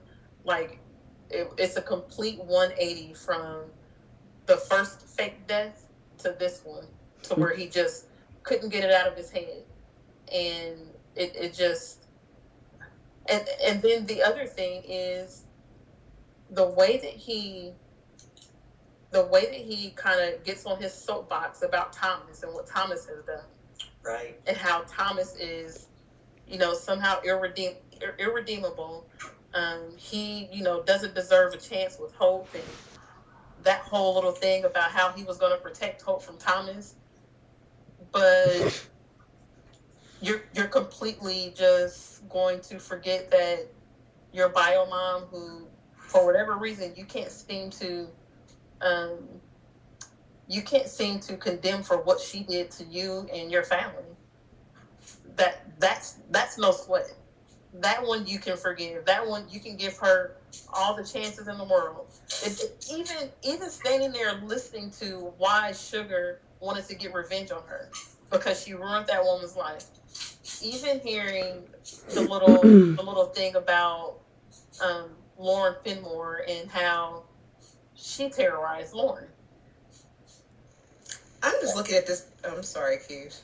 And it's just like, you're not going to ask any questions about this?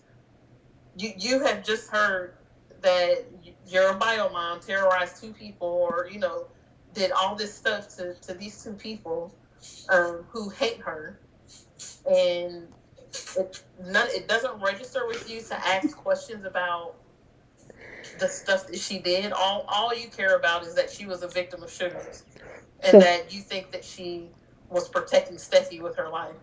So heavy-handed.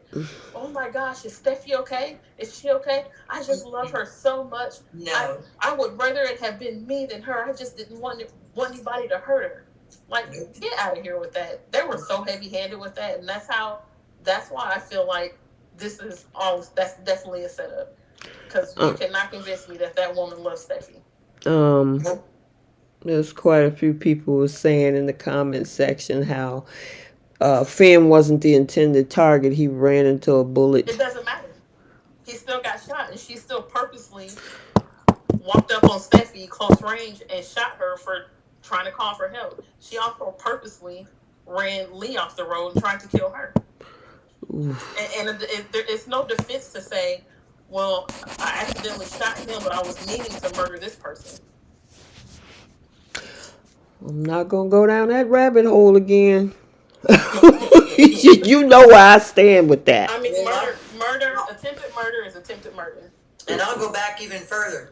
None of this would have happened if Sheila hadn't showed up at their wedding. She wasn't wanted, wasn't invited. Nobody wanted her there. Nobody needed her there. She showed up like a bad penny. So did you guys hear anything about the fact that they were really going to end her contract, Kimball and Brown, but there were fans that was saying that they wanted her back? I read that article. Nobody believed that she was gone anyway, and that they both thought that they pulled off some kind of big surprise when they revealed that she was still alive. And it's like, from the day that this happened, we have all been saying, what's the over under on how long it's going to take for her to come back? Mm-hmm. Because we knew she was coming back. Yep. Yeah. So somebody, I think, well, you said you read that article. There was something about negotiating contracts or whatever, and I don't know. It's something weird going on behind the screen, because they had a whole exit strategy on media when Jackie was on the talk and all this stuff, saying that it's over, and they had announced it. that she is leaving the show all across social media and across the internet, and then all of a sudden, of course, people was like, "Oh, she's not gone," So Marketing 101. yeah, pretty much. Yeah, nobody bought it. Amaya Baker actually said that. She said Kimberlyn Brown lied just like Tanner did. To stop believing these interviews, actors lie to their job. Very true. Mm-hmm. Absolutely. I completely understand. I'm just stuck on the fact that Sheila is just embracing her victim. Just right there in the front of her screen. Yep. And I guess us as the audience is supposed to feel So would you say that Victoria's embracing her Claire's embracing her victim too? Yes. Mm-hmm. Well, so it's happening across both shows technically. Yeah. Yep. Mm. Now, in this situation, I feel for Lee. Steffi, I could care less. But Yep. with Lee, that's where it's gonna hit the most, in my opinion, because of the fact that, you know, first of all, Jack lied of where this child came from. She had no idea that Sheila Carter was involved and that it was an affair and all of that. Then you now have a son in your hand, and it's Sheila tried to unalive her in the river and all that type of stuff. And then with Finn trying to now navigate and calling her mom, yeah, that's going to be interesting. Steffi, I don't, whatever. I mean, she's just running around with Liam and all this kind of stuff. And them two kisses from last year, I know I hold them. They're probably not going to do anything with them. But Steffi is too busy in everybody's business. Exactly. This whole week. Even when she had gotten to the little sniff with Hope, and Hope got her in check too. I was so happy about it. Like, can't you worry about your own business? Don't you have a husband, children, a whole life? If I get with Liam, it has nothing to do with me. But Steffi has been in everyone's business this whole week. And then she decided to serve herself up on a platter for a dry ass biscuit. And I never thought I would see the day. The fact that she decided to play that whole broken record she's been playing for over 10 years, back and forth, passing it back and forth between her and Hope. Yeah, she earned that little get back that Hope gave her. Mm-hmm. It was unnecessary for her to even ask the question of, "Are you dating anybody?"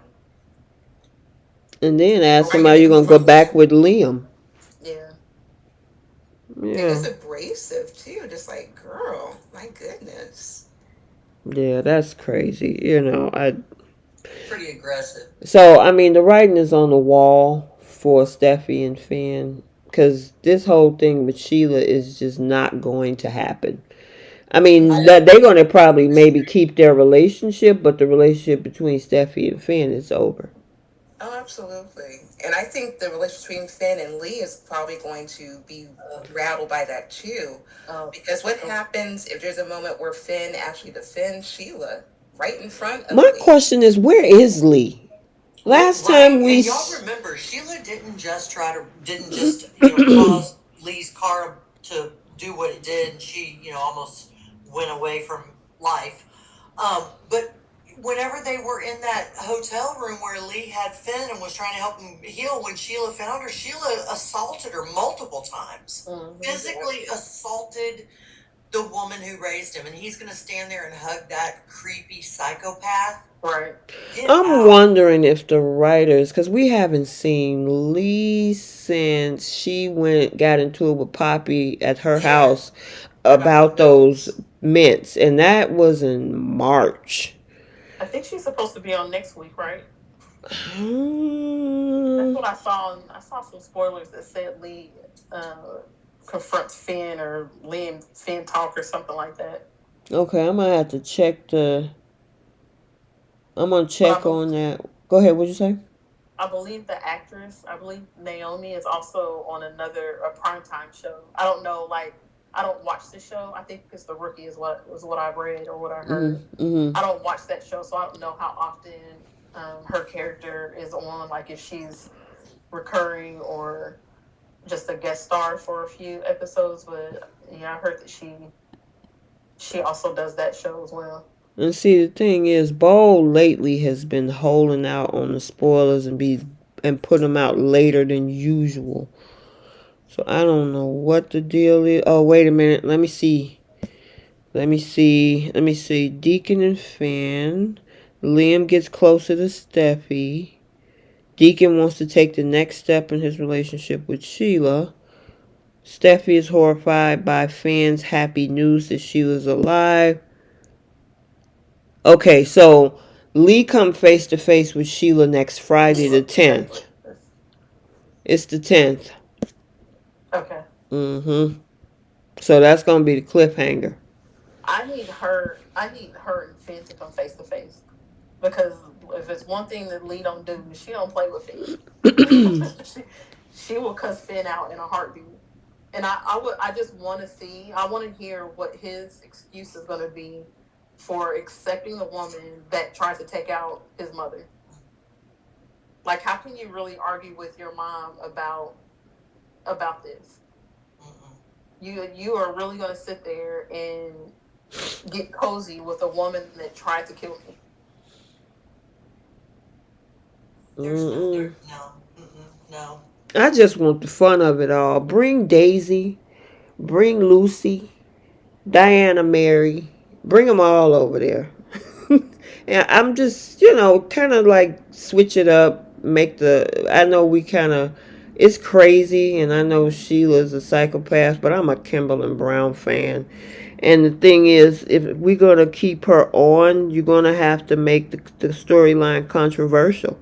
And right now, this is extremely controversial because of the fact of especially Lee, like I said before, and then Steffi's reaction to this whole thing. So, and then the Foresters. I mean, did y'all see the Friday preview where Hope looked like she's about to pass out? I thought maybe she did pass out and she was like coming back too. Like she saw a ghost. Yeah. You And know. that's another thing is nobody seems to have. Nobody is going to have the smoke for Deacon that they're going to have for Finn when all this comes out, because they didn't the last time. Deacon kind of just sailed through the whole thing with nobody getting on his case about the fact that not only did he keep Sheila in town, but she's living with you and you guys are engaged now.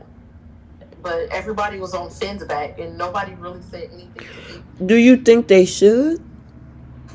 I mean, how can they were when they were telling Finn, you need to do something about this? Finn isn't the one living with her. Deacon is. Why are you guys not in Deacon's face? If you want Sheila gone so bad and you're so pissed off that she's here, that's who you need to go fuss at and talk to. I'm not saying that they had a right to do it. I'm just saying the fact that they were putting it all on Finn and nobody really said anything. I know that they went and confronted Deacon that one day, but it was like that was it. Everything else was all on Finn to do something about it. And it's like, why didn't you guys have that same conversation with Deacon multiple days in a row like you're doing with him? When he's not the reason why, well, he's not the one that kept her in town. He's not the one providing a living for her. That's Deacon doing that. But it was like they just kind of fussed at Deacon a little bit and just left him alone. And everybody started getting on Finn's case.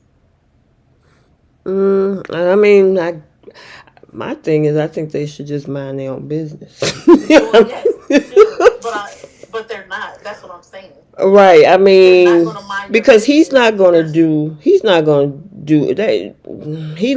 You see, he called her a lover girl. I mean, he loved that woman. He loved him some Sheila, and it seems like she cares for him too, even though they don't think she has emotion. But I mean, they could say all they want that if he don't want to fire her and if he don't want to break up with her, I mean, what can they do? I'm just saying that the logic of it didn't make sense that they were all asking Finn to do something about Sheila when Finn isn't the one involved with Sheila. At that time, he didn't have anything to do with her. So I just didn't understand the logic in them going to Finn about it and not going to Deacon about it. Gotcha. You know what I mean? Neither one of you could do anything about it, and Deacon was not going to do anything about it. But I don't. What did they expect Finn to do that they weren't also levying that same responsibility on Deacon as well, and not not mad at him in the same level that they were mad at Finn? Yeah, I don't know. My question is, okay, so just say his relationship with Lee sucks after this point. His marriage end. What were they going to do with this character? I don't know, but Steffi better get a restraining order to keep her children away from that psychopath. Mm-hmm. And he hasn't worked for that family in 30 years. Right. Right. Oh, I imagine that's probably going to be the next step in the after they get divorced. They're probably going to have to The make custody. drama out of the custody thing. Now Where she somebody was says, "I saying, don't trust." What you saying? excuse me, somebody was saying that a paternity thing could come back up. I saw that a lot too. I think what's going to happen is she's going to tell Finn, um, "You're not allowed to see Hayes unless you're here at the house or unless it's supervised because she doesn't trust him to keep Hayes away from Sheila." And I think that's going to cause drama Hmm. because Sheila's not going to like that. Yeah, yeah. We'll see where this is gonna go. It's one. I mean, it's one of two things. Like you say, either it's gonna be this custody battle, or it ain't his kid. Mm-hmm. Or and then where else is it gonna go? I mean, they're not gonna put him with Hope. Nope. I mean, that character, if they reverse custody of Hayes, Finn and his family are going to be on borrowed time on this show because they have no connection to anybody. Mm-hmm. Unless they bring up the whole situation with Luna being his daughter. Now Sheila Carter has another grandchild. But still no connection to the main characters of the show because even Right. Sheila's going to have she's on borrowed time because she's still only going to have Finn and Deacon. Nobody else on this show is going to accept her. So her storylines can only go so far because she's a villain essentially. But you know what? If you think about it, Keish and you, the rest of the you other two ladies, are there any storylines that seem like it's going anywhere? It's not that they don't go anywhere. It's that anything that she does is going to have to just directly be with Finn or with Deacon, But I mean, and in that's not general, going to last long. I'm talking about even the RJ Luna thing. I mean, where can that go? Okay, they get together. What does that leave Zende? Is he in trouble? Is he leaving? Bridge is. Go ahead. No, I'm sorry, that was another thing that they barely touched on this week with Hope saying like, oh, I guess everyone's getting along, they're working together, they're fine. Right. And then Thomas, we don't know when he's coming back. You know, Bill is hardly ever on. We haven't seen Katie. Carter's only been popping in to help Zende. Where's these storylines going? So is the whole mint gate over? She stopped taking the mints. The truth is out, and like you say, everybody's working together. I don't know what they're doing over there. It just seems like all of the stories are loose ends right now, or you got people being written into corners. So Right. all of these characters still have ways to they can write storylines where they can consistently interact with multiple characters without it being um, argumentative in every scene. And you can't do that with Sheila unless you put her only in scenes with Deacon and Finn. And we see how that worked for her over the summer, where she was pretty much only in scenes with Deacon, and if she was in a scene with somebody else, it was they were fighting. So even if they, because how they kind of isolated her from Eric, and kind of after the whole label switch of the alcohol, they isolated her from Brooke. Even if they did storylines with them, the storyline can only go on for so long before it Mm-hmm. hits a dead end. And then what else can you do with her and Brooke or with her and Eric? Like how many other storylines could they have because they don't like her and they don't get along? She's not in the fashion industry, so there's no business connection that can go on there, or competition that she can have with them. So it's like there's only so much that her character can do because of her history. And that's why I feel like when you are a legacy villain, you're not meant to have long term storylines on a soap, because it doesn't make sense. Because this storyline with Finn makes no sense. It would have made more sense before the shooting than having her shoot them and then try to create this relationship and this connection with Finn, because it, they screwed up there, in my opinion. I think that on B&B it's a dead end for Sheila. On Y&R there's a lot of opportunity. And I would say bring Deacon over there too. They both have a lot of different storyline arcs that they each could have. Because I was just thinking about Deacon, like, oh wow, he could actually, maybe he could have helped Nikki in the case regarding her alcoholism, but there's really not much that Sheila can do on Bold and Beautiful at this point. Yeah. Absolutely. And that would be the same thing with Finn, because if you remove him from Steffy, where if he's going to be a part of Sheila's storyline as mom and son, where that again, where is he's going now? And the problem with him is that he doesn't interact with his own family.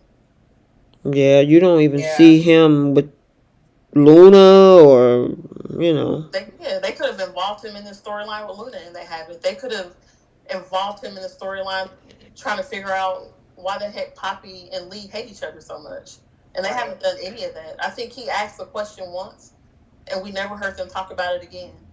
We haven't seen him on screen with Luna in how long? What, since not since Poppy went over there and tried to get him to talk to her. Right.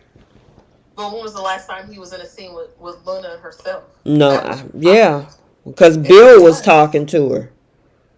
Yeah, I don't think they've been in a scene together since they all had dinner at the Cliff House. And then we haven't even seen Bill and Poppy together. I don't know. That's what I mean. It's a lot of loose ends. They start with something and then it just drop. Didn't they say in the spoilers that Poppy was supposed to be going back to Bill at some point? That was way. Go ahead. I'm sorry. I was gonna say, I thought T said that one week in one. Yeah, it was in this, and then it didn't happen. Bold is weird with how they do things over there. I don't know. It's Young and the Restless is a lot more consistent. Usually, what they say goes. Yeah. But Bold, they play too many games, and I don't know if like they start with something and then boom, they drop it. And then they start with something else and then we be like, well, wait a minute, you said this. What happened to that? So looking at what we have right now, unless they are actually going to flip this whole thing on his head just to go crazy and have Steffi accept Sheila, which I don't see that happening. Yeah, I don't see that happening either. I don't see that happening, but who knows what Belle would do, Their problem should have been Liam, not Sheila. You said Liam? Liam. They could have done so much um with the kisses. They could have had Finn confront her about her inappropriate behavior and the no boundaries that she doesn't set with Liam. Like, that could have been what their issues were about. It didn't need to be Sheila, because he still doesn't know how Liam has basically been asking her to leave. Yeah. For the past 6-7 months. Yep. He doesn't know any of that, and it's like they totally separate the Liam Steffi stuff from Finn. He's totally isolated from that. Like, they don't even. It's never brought up in any way.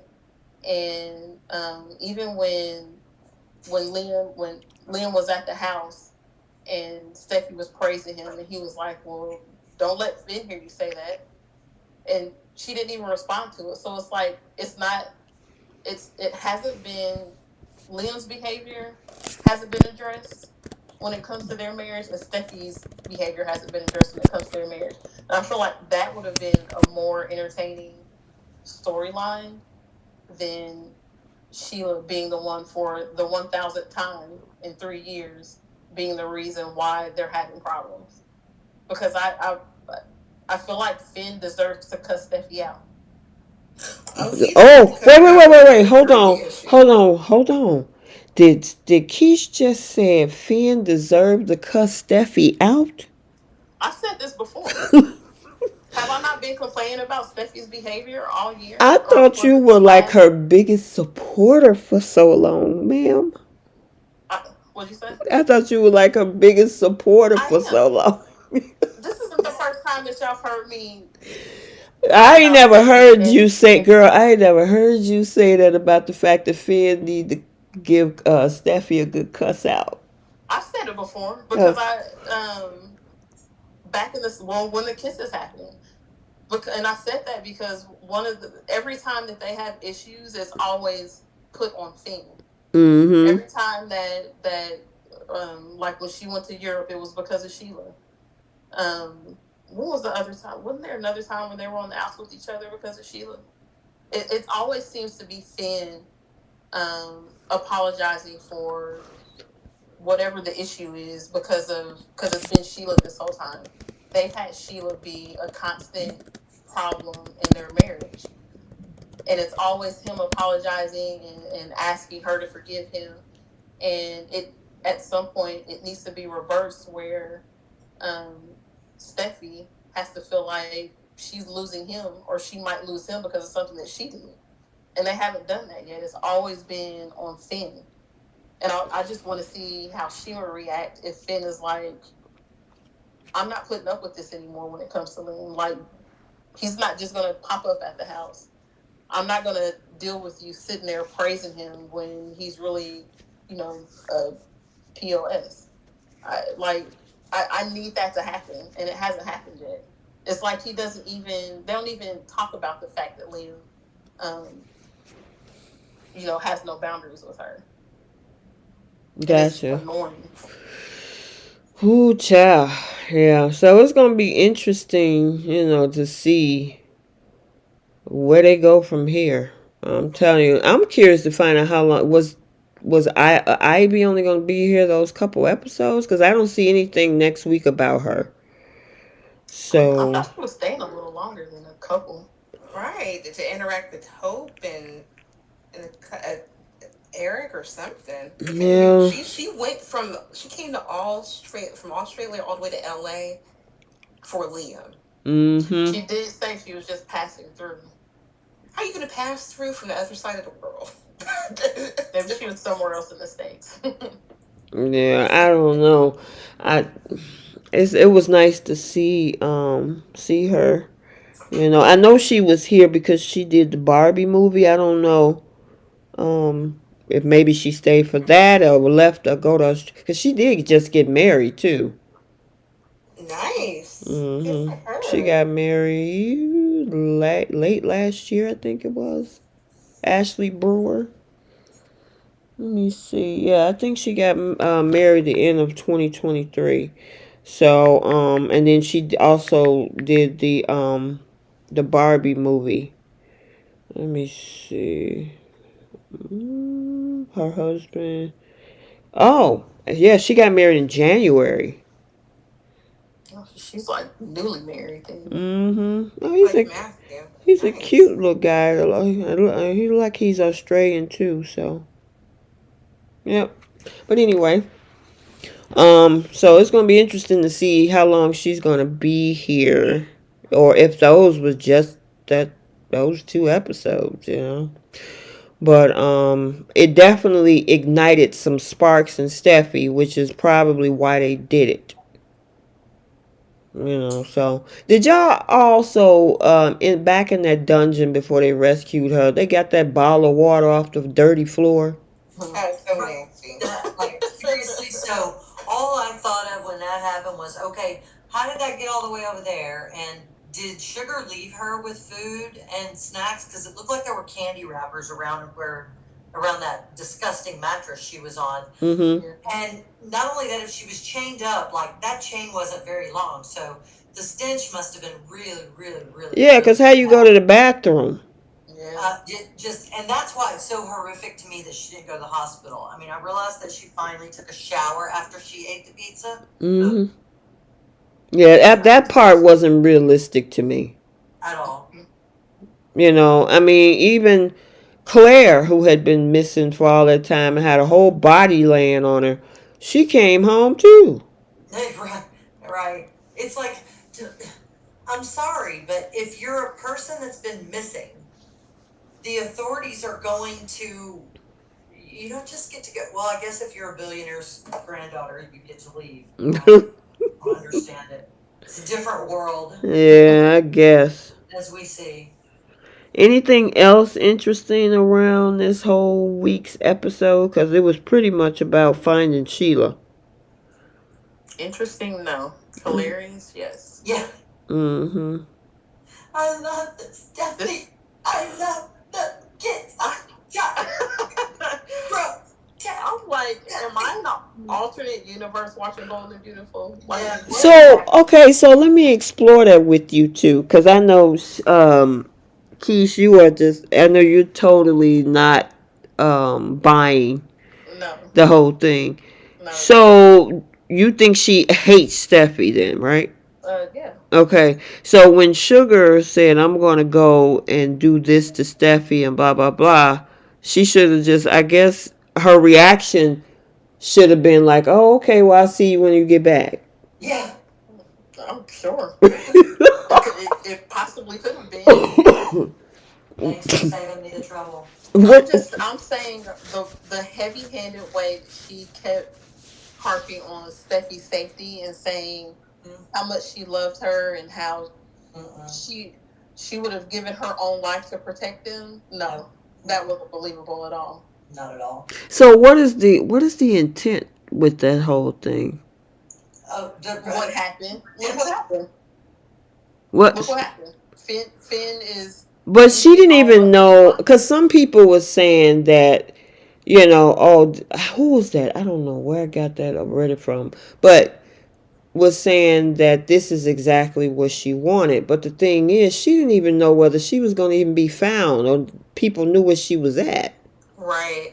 Until Deacon actually saw the toes. Right. If Deacon hadn't saw told, she would have been still there. Yep. This Sheila set this up. You feel she set it up? She somehow has set, just like how she fakes her death, she found a way to set something like this up. Because I don't believe that the way that she the way that she was just so concerned about Steffi was so fake. It was not believable, not in the least. Not in the least. She was going overboard with it. But then Sugar was the other party in this.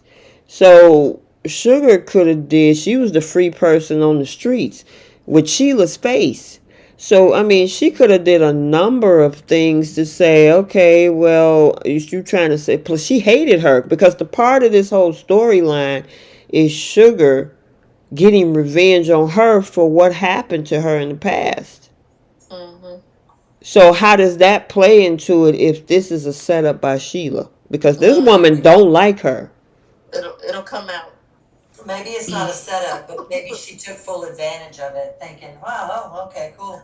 I feel she's going to take full advantage of it now. I honestly don't feel like she was aware of what happened. There was too many things that came into play, and plus she wasn't sure about the result if Steffi was Gonna alive or stab, not. right? So I feel she's going to take full advantage of it now. That Finn is just welcoming her with open arms. I mean, look at that picture. Like, oh my gosh. But a part of me was wondering how long Ron Howard's brother was going to stay on, because I thought they were going to use him more, like he was helping Sheila, because like we were saying, like she's been down there for 2 months. How could she keep herself together? From what I understand, he was only supposed to be on for the April 26th and April 29th episode. So unless they have him back for something else, I thought he was only supposed to be there for 2 episodes. So, but I would have been more apt to believe that she was an actual victim had she not been so heavy handed with the Steffi concern. That's where she lost me, because it was too much. She was doing too much. I mean, it's It not too wasn't far believable. fetched, though. I don't. She It's not too saved far Kelly. fetched that she was concerned about Steffy and that she loves her. She saved her daughter. Yeah, that's the There you other go. part that I had answered on Facebook because they was like, she really care about that family. I'm like, she saved Kelly. Has she been harping on? Has she been saying Hayes?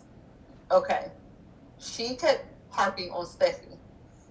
That makes it not believable. But the reason that she Not to was the level that harping, she was doing it. but I think the reason why she harped on Steffi because Sugar told her straight up, "I'm going after Steffi." She Here's said in that replay, in that flashback that they gave us, Sugar's plan. She said, "I'm going after the one person that is whatever she was saying," and she said, "I'm going after Steffi Forrester." And that's when she was saying, "Don't go after Steffi." I'm wondering what she would have said if she said, "I'm going to go after Finn, I'm going to go after Eric or Ridge," or she said, Sugar said, "I'm going to take out Steffi." So I guess maybe that's why she said what she said because of the target that Sugar gave.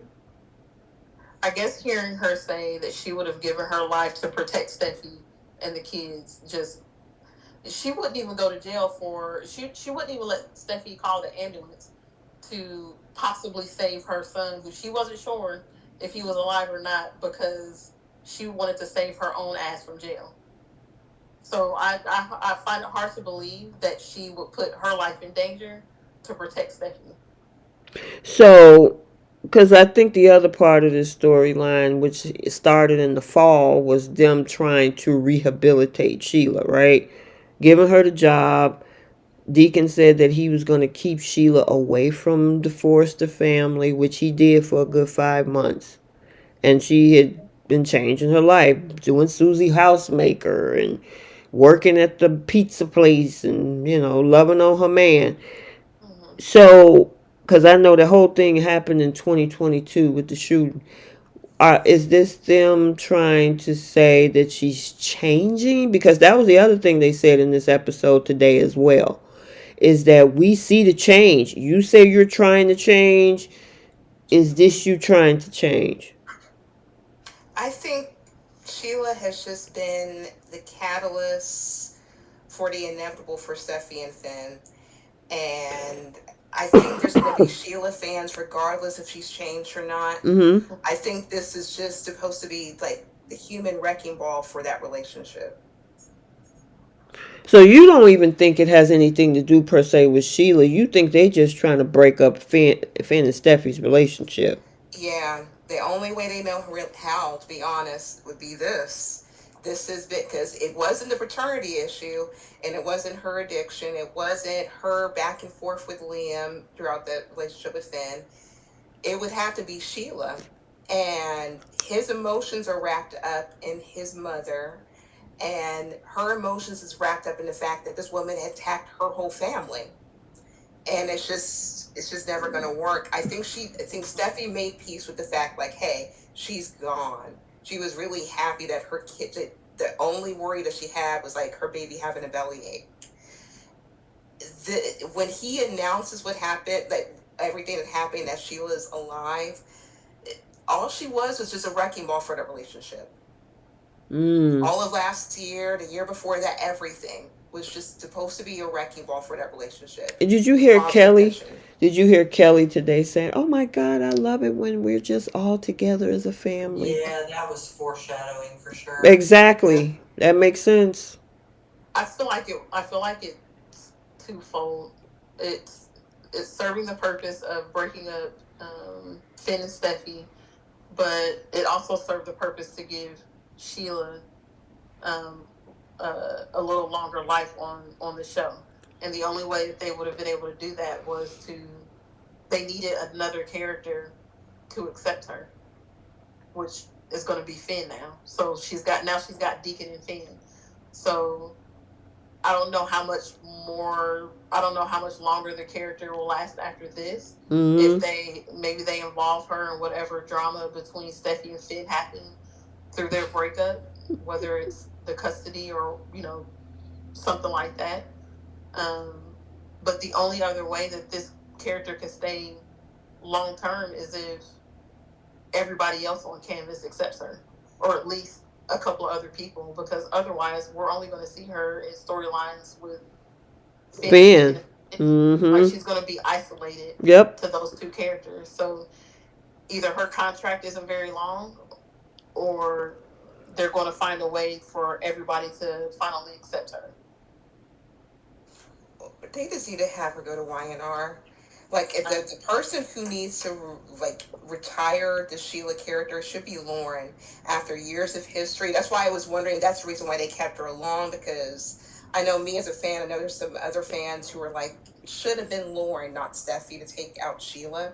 I'm glad that they wrote this twist so they can actually correct it. So if they wanted to put an end to Sheila's character, that would be the route to do that. Have her go to YNR where she originated, and go from there. That's the only, because there's nothing else. Like the fact that they put that woman in an alley chained, that's really where they put that character.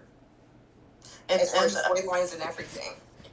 And the other thing is, if this is going to be the reason why Finn and Steffy break up, if she remains on this show and Steffy doesn't accept her, then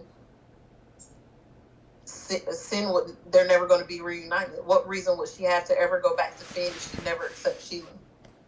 When was the last time that her and Liam were married? Do you remember? 2017. Yeah. So that, what is that? 7 years?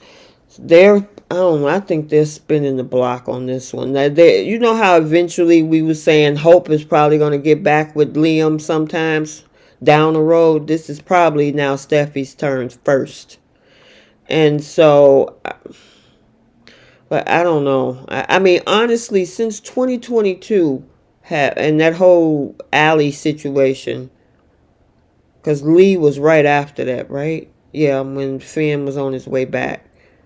What has Sheila? What else has happened since that Sheila has done? She got into a relationship with Bill, which turned out to be fake, and then we didn't see her for a while because of the whole Thope storyline. And then we saw her come back a little bit in the fall of 23, and then she disappeared because they focused on Eric for 4.5, 5 months, and then she popped back in around February. So, I mean, technically, because they're saying this, and somebody said this in the comments, she really hasn't done anything since 2022. Is that correct? Yeah. Done anything like anything to anybody? No, she hasn't done anything to anybody. She hasn't. The shooting was the last thing that she did, other than hiding from the cops until she got arrested. Mm-hmm. But she hasn't done anything to anybody. No. Okay. Not something. Well, it's going to be interesting to see how everything. I'm curious to see what next week going to look like. We're not going to get the whole conversation with Steffi and Finn until probably, I think, was that Wednesday? Let me see. That was, Thursday, May 9th. We'll get that conversation between Finn and Steffi on Thursday, and then get the Lee and Sheila conversation on Friday. So we'll have to wait till the end of next week to see how all this unfold. So I don't know. Well, I guess we gotta wait and see what direction they take Finn, and unless he explained it in a way that Steffi's just like, okay, I understand, which I just don't see that happening. That ain't happening. Nope. All right, I know we. May as well walk in the door and just start packing his bags. Pretty much. While he's explaining that she was still alive. No, man, he don't even need to go home. He's a doctor. He's got a go bag. Just get out. There you go. Yeah. Steffi's already ready to put the picture back on the wall anyway. Right. Oh, y'all know that picture's going to be back. Oh, God. And Kelly is going to be very happy about that. Yeah. So. Yeah. All right, y'all got enough of Bold? Yeah. Yeah, okay. All right, so let's go ahead and get into this last portion of flipping the script. And for those that are new here, this segment flip the script. If there was a particular scene or storyline that you wish you could change, that's where we flip the script. Okay, so what y'all flipping on Young? Jack taking those stupid pills. There you go. That's my flip as well. Yep. What about you, Bree? Uh, my flip would be. Oh goodness, it's not really much. Uh, crap! I really can't think of one. I think Jack would be the main one, but I kind of wish Summer would kind of put her foot down regarding Claire and where she stands with her instead of playing nice and being cordial. If you don't want anything to do with Claire, just at least say that. Right. I agree. Um, I'm gonna do something crazy. I would do a flip since he running around there lying to everybody about Jordan. He come downstairs, the bars is open. He goes in there looking for where did Jordan go, and then she turn around and lock him in there. Ooh. Who, Victor? Yes. That wouldn't surprise me. Lock him in there and then go up and they're gonna be like, where's Victor? Oh, he's down in the cellar where he's been hiding me lying to you. It wouldn't surprise me if she has a set of keys by now. Girl, something. The But blueprint, everything. I know. Okay, so what do y'all got for bowl for y'all flip?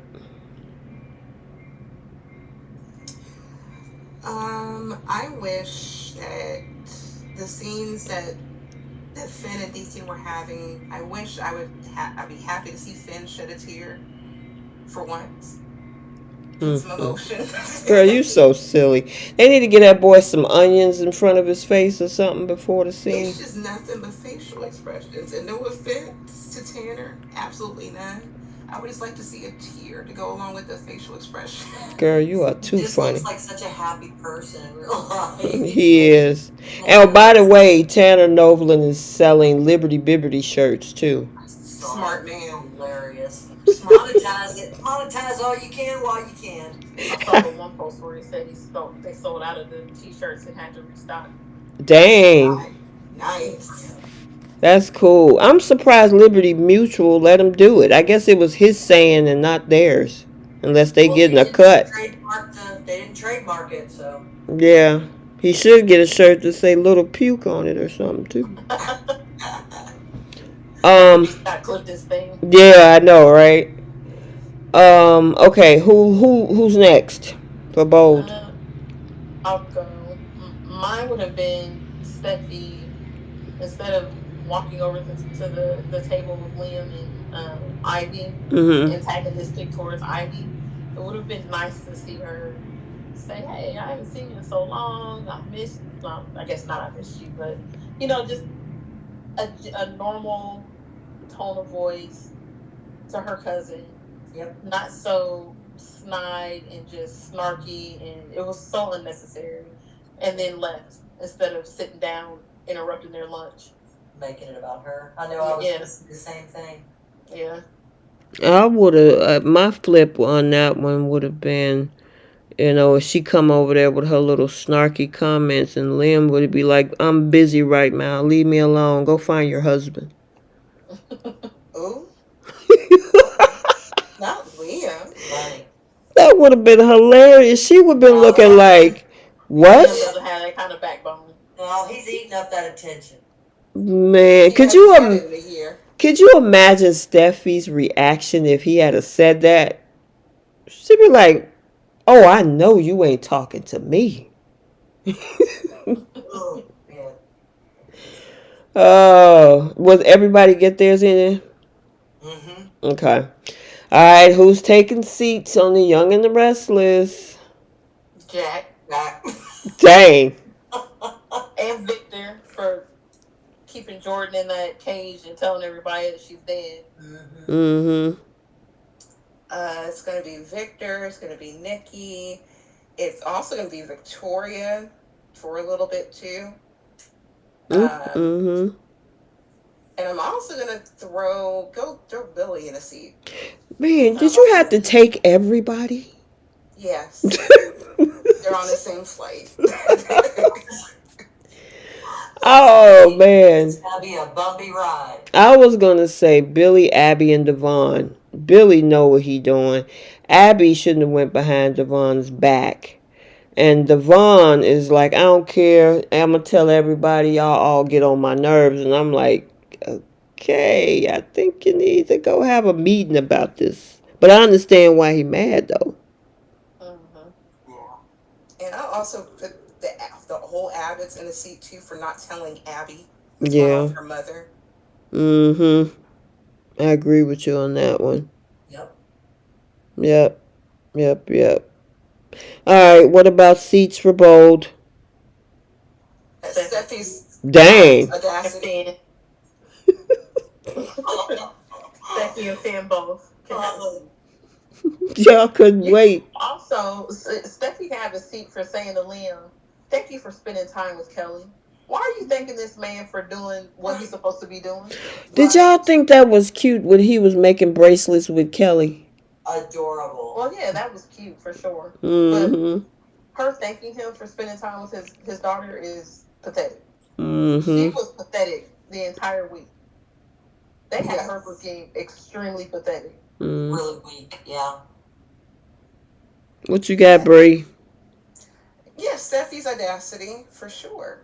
Can take several seats. It's going to take a nice plain seat.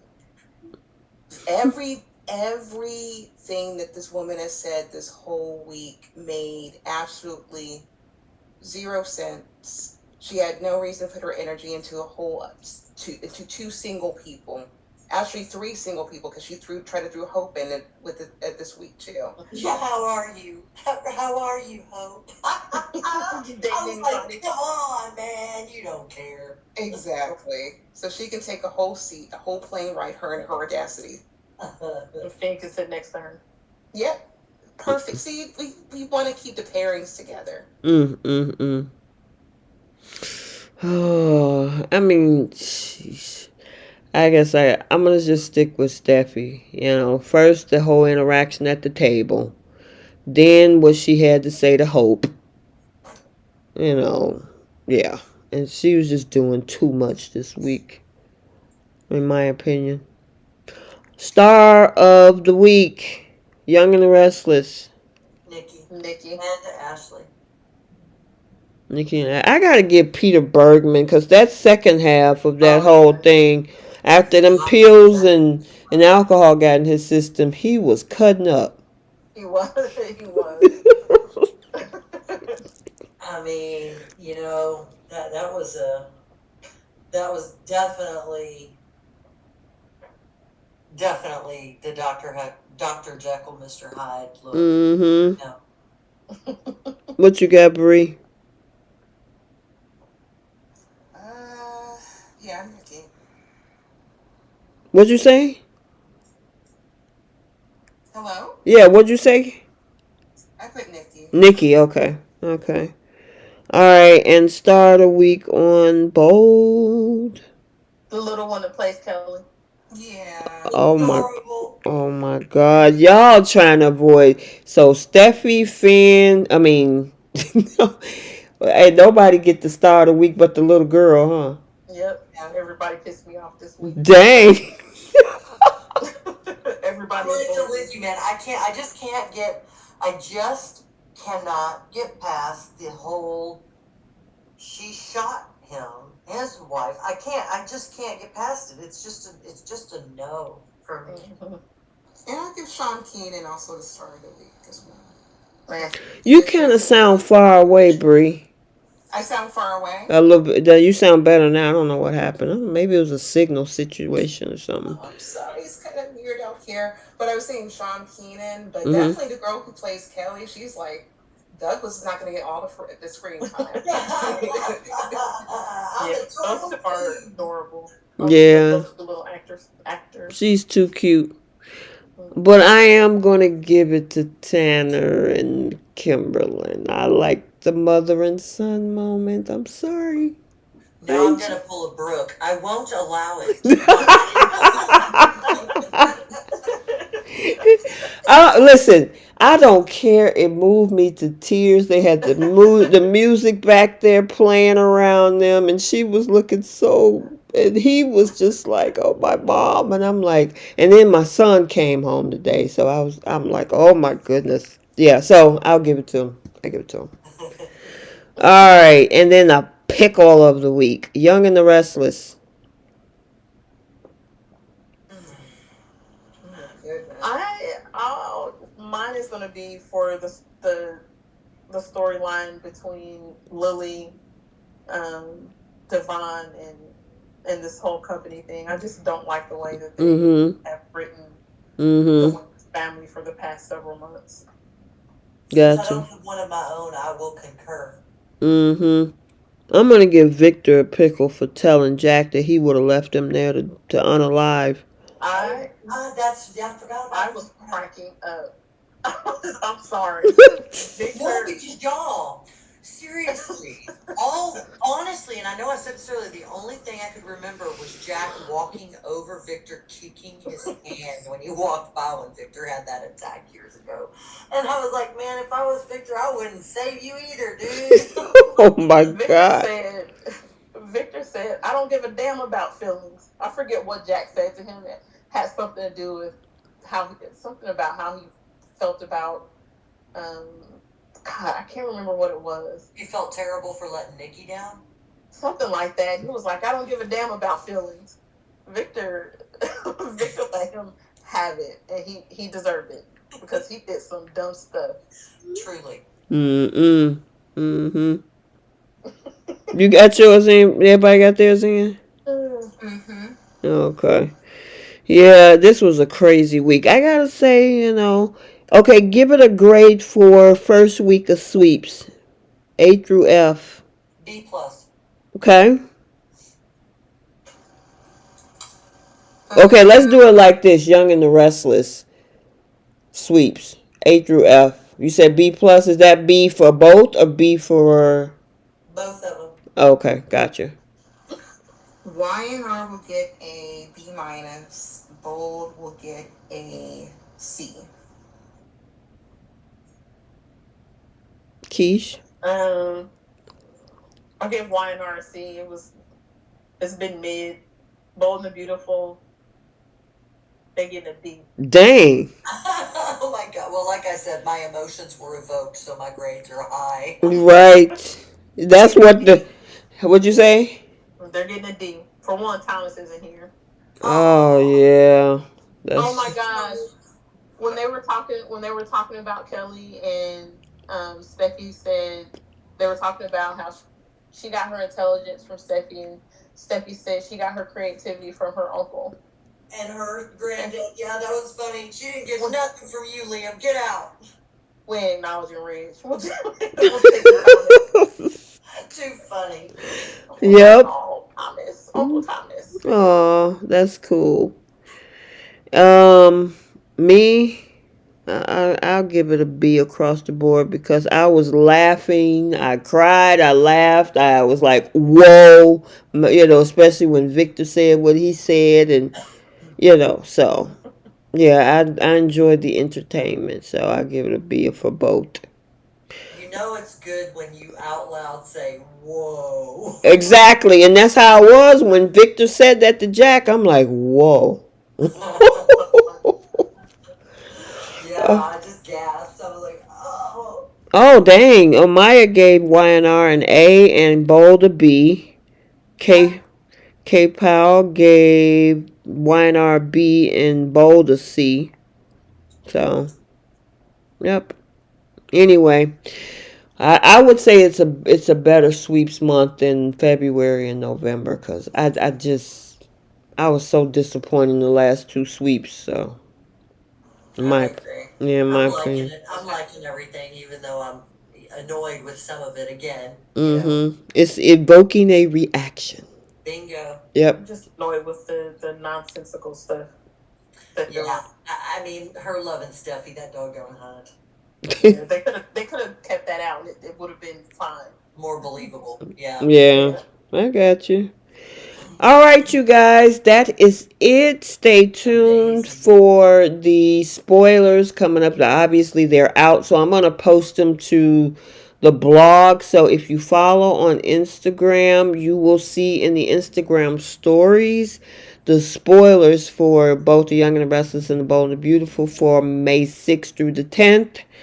And also stay tuned for the spoiler recap. So, I usually put those out either late Saturday, depending on what I'm doing, late Saturday or Sunday morning. So stay tuned for that as well. And then our weekly, daily recaps. Bree and I actually did a midweek chat on Wednesday. So I'm going to try to, kind of keep that going since you guys like those. And yeah, other than that, we'll see what the second week of sweeps bring us, especially on Bold and the Beautiful. All right, that's all you guys got. Yep. Have a great weekend. All right, see you guys later. Bye. Bye. Bye. Bye.